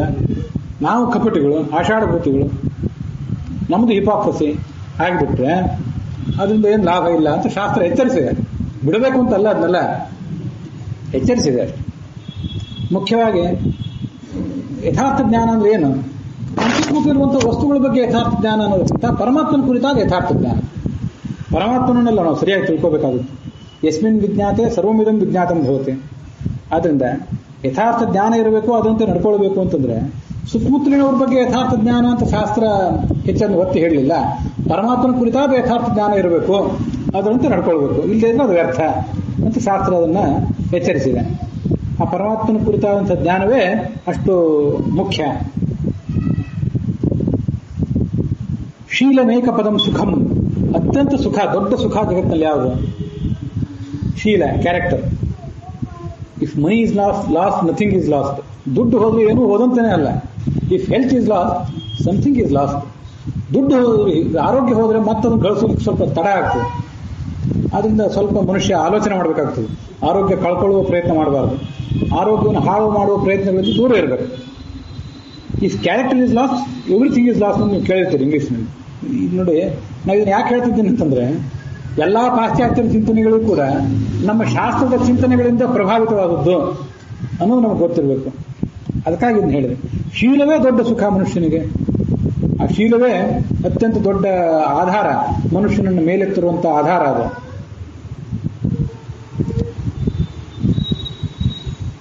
ನಿಮಗೆ ಅದನ್ನ ಒಂದು ಸುಭಾಷಿತದಲ್ಲಿ ಅದನ್ನು ವರ್ಣಿಸ್ತಾರೆ. ಐಶ್ವರ್ಯ ಇದ್ರೆ ದೊಡ್ಡ ಶ್ರೀಮಂತಿಕೆ ಇದೆ. ಐಶ್ವರ್ಯಸಿ ವಿಭೂಷಣಂ ಸುಜನತಾ, ಸೌಜನ್ಯ ಇರಬೇಕು, ದುರಹಂಕಾರ ಇರಬಾರದು. ಅದು ಐಶ್ವರ್ಯಕ್ಕೆ ಭೂಷಣ. ದೊಡ್ಡ ಪರಾಕ್ರಮಿಗಳು ನೀವು, ಮಹಾಪರಾಕ್ರಮಿ. ಅದಕ್ಕೆ ವಾಕ್ ಸಂಯಮ, ಮಾತಿನಲ್ಲಿ ಹಿಡಿತ. ನಾನು ಪರಾಕ್ರಮಿ, ನಿಮ್ಮನ್ನ ಹೊಡೆದಾಕಿ ಬಿಡ್ತೀನಿ, ತೆಚ್ಚಾಕಿ ಬಿಡ್ತೀನಿ ಅನ್ನೋ ಮಾತು ಬರ್ತಿರಬಾರದು. ವಾಕ್ ಸಂಯಮ ಇರಬೇಕು, ಅದೊಂದು ಭೂಷಣ ಅದು. ಮತ್ತೆ ಜ್ಞಾನಸ್ಯ ಉಪಶಮ, ದೊಡ್ಡ ತತ್ವಜ್ಞಾನಿಗಳಾಗಿದ್ದೇವೆ. ಉಪಶಮ, ನಮ್ಮಲ್ಲಿ ಒಂದು ತಾಳ್ಮೆ ಇರಬೇಕು ಯಾವತ್ತೂ ಕೂಡ. ಮತ್ತೆ ಶ್ರುತಸ್ಯ ವಿನಯ, ದೊಡ್ಡ ಜ್ಞಾನ ಇದ್ರೆ ಬೇಕಾದಷ್ಟು ಶ್ರವಣ ಮಾಡಿದ್ದೀವಿ, ಅದಕ್ಕೆ ವಿನಯ ಇರಬೇಕು. ವಿನಯ ಇಲ್ಲದೆ ಹೋದ್ರೆ ಆ ಜ್ಞಾನ ವ್ಯರ್ಥ ಅದು. ವಿತ್ತಸ್ಯ ಪಾತ್ರೇ ವ್ಯಯ, ಬೇಕಾದಷ್ಟು ದುಡ್ಡಿದೆ, ಇನ್ನೊಬ್ಬ ಸತ್ಪಾತ್ರಿಗೆ ದಾನ ಮಾಡೋದೇ ಅದಕ್ಕೆ ಭೂಷಣ. ಅಕ್ರೋಧ ತಪಸ್ಸಹ, ಬೇಕಾದಷ್ಟು ತಪಸ್ ಮಾಡಿದ್ದೀರಿ, ದೊಡ್ಡ ತಪೋಬಲ ಇದೆ, ನೋಡಿದ್ರೆ ಮೈ ಉರಿಯುವಂತಾಗಬಾರದು. ಆ ವನಪರ್ವದಲ್ಲಿ ಬರುವ ಆ ಹಕ್ಕಿ ತನ್ನ ಮೇಲೆ ಹಿಕ್ಕಿ ಹಾಕಿದ್ದಕ್ಕೆ ಅದನ್ನು ನೋಡಿ ಸುಟ್ಟು ಭಸ್ಮ ಮಾಡಿದಂತ ಒಂದು ಕಥೆ ನೀವು ಕೇಳಿರ್ತೀರಿ. ಅದು ವನಪರ್ವದಲ್ಲೇ ಇದೆ. ವಿಪರೀತ ತಪೋಬಲ ಅವನಿಗೆ. ತಪಸ್ಸು ಮಾಡ್ತಾ ಕೂತಿದ್ದಾನೆ ಮರದ ಕೆಳಗೆ, ಹಕ್ಕಿ ಒಂದು ಯಾವುದೋ ಹಿಕ್ಕಿ ಹಾಕಿತು ಮೈ ಮೇಲೆ. ಎತ್ತು ನೋಡಿದ, ಇವನು ಕ್ರೋಧಾಗ್ನಿಗೆ ಸಿಕ್ಕದು ಬೂದಿಯಾಗಿ ಹೋಯಿತು. ಭಿಕ್ಷೆ ಬೇಡಲಿಕ್ಕೆ ಅಂತ ಯಾವುದೋ ಮನೆಗೆ ಹೋದ, ಗೃಹಿಣಿಯ ಮನೆಗೆ. ಗೃಹಿಣಿ ಗಂಡನ ಸೇವಾದಲ್ಲಿ ನಿರತಲಾಗಿದ್ದಾಳೆ, ಬರೋದು ವಿಳಂಬ ಆಯಿತು. ಅವಳನ್ನು ಹಾಗೆ ನೋಡಿದ. ನಾನೇನು ಹಕ್ಕಿ ಅಂತ ತಿಳ್ಕೊಂಡಿದ್ದೀಯಾ ನೀನು ಅಂತ ಅವಳು ಅಪಹಾಸ್ಯ ಮಾಡಿದ್ಲು. ಇವನ ಅಹಂಕಾರ ಜರ್ರಂತ ಕೆಳಗಿಳಿತು. ಅಕ್ರೋಧ ತಪಸ್ಸಹ, ಸಿಟ್ಟು ಮಾಡ್ಕೊಳ್ಳದೆ ಇರುವಿಕೆನೇ ತಪಸ್ಸಿನ ಬಲ. ಕ್ಷಮಾ ಪ್ರಭವಿತು, ಬೇಕಾಷ್ಟು ಅಧಿಕಾರ ಇದೆ, ಕ್ಷಮಾಗುಣ ಇರಬೇಕು. ಧರ್ಮಸ್ಯ ನಿರ್ವ್ಯಾಜತ, ಇಲ್ಲಿ ನೋಡಿ, ಎಲ್ಲಾ ಧಾರ್ಮಿಕ ಕ್ರಿಯೆಗಳಿಗೆ ನಿರ್ವ್ಯಾಜತ. ವ್ಯಾಜ ಅಂದ್ರೆ ಧರ್ಮ ಪ್ರೋಜ್ಜಿತ ಕೈತವೋತ್ರ ಭಾಗವತ. ಕವಿತವ ಇರಬಾರ್ದು, ಕಾಪಟ್ಯ ಇರಬಾರ್ದು. ಕಪಟತೆ ಇದ್ರೆ ಎಲ್ಲ ಹಿಪಾಕ್ರಸಿ ಆಷಾಢಭೂತತನ ಇದ್ರೆ ಅದು ಧರ್ಮವನ್ನು ಹಾಳು ಮಾಡ್ತದೆ. ಬೇಕಾಷ್ಟು ಮಾಡಿದ್ದೀರಿ, ಆಷಾಢಭೂತಿ ಸ್ವಭಾವ ಇದ್ರೆ ಅದು ಹಾಳು ಮಾಡಿಬಿಡ್ತದೆ. ಸರ್ವೇಷಾಮಪಿ ಸರ್ವಕಾರಣವಿದಂ ಶೀಲಂ ಪರಂ ಭೂಷಣಂ. ಇವೆಲ್ಲದಕ್ಕೂ ಒಂದೊಂದು ಅಲಂಕಾರ ಇವೆ. ಈ ಹಿಂದೆ ಹೇಳಿದ್ದಲ್ಲ, ಒಂದು ಕ್ಯಾರೆಕ್ಟರ್, ಮನುಷ್ಯನ ಕ್ಯಾರೆಕ್ಟರ್ ಮಾತ್ರ ಎಲ್ಲದಕ್ಕೂ ಅಲಂಕಾರ. ಇವೆಲ್ಲ ಹಿಂದಿಂದಕ್ಕೂ ಪರಾಕ್ರಮಕ್ಕೆ, ಜ್ಞಾನಕ್ಕೆ, ತತ್ವಜ್ಞಾನಕ್ಕೆ, ಶಕ್ತಿಗೆ, ತಪಸ್ಸಿಗೆ, ಪ್ರತಿಯೊಂದಕ್ಕೂ ಕೂಡ ಕ್ಯಾರೆಕ್ಟರ್ ಅಂತ ಅನ್ನೋದು ಮನುಷ್ಯನ ಗುಣ, ಅವನ ಶೀಲ ಅಂತ ಅನ್ನೋದು ಎಲ್ಲದಕ್ಕೂ ಕೂಡ ದೊಡ್ಡ ಅಲಂಕಾರ ಅಂತ ಅದನ್ನ ವರ್ಣಿಸ್ತಾರೆ.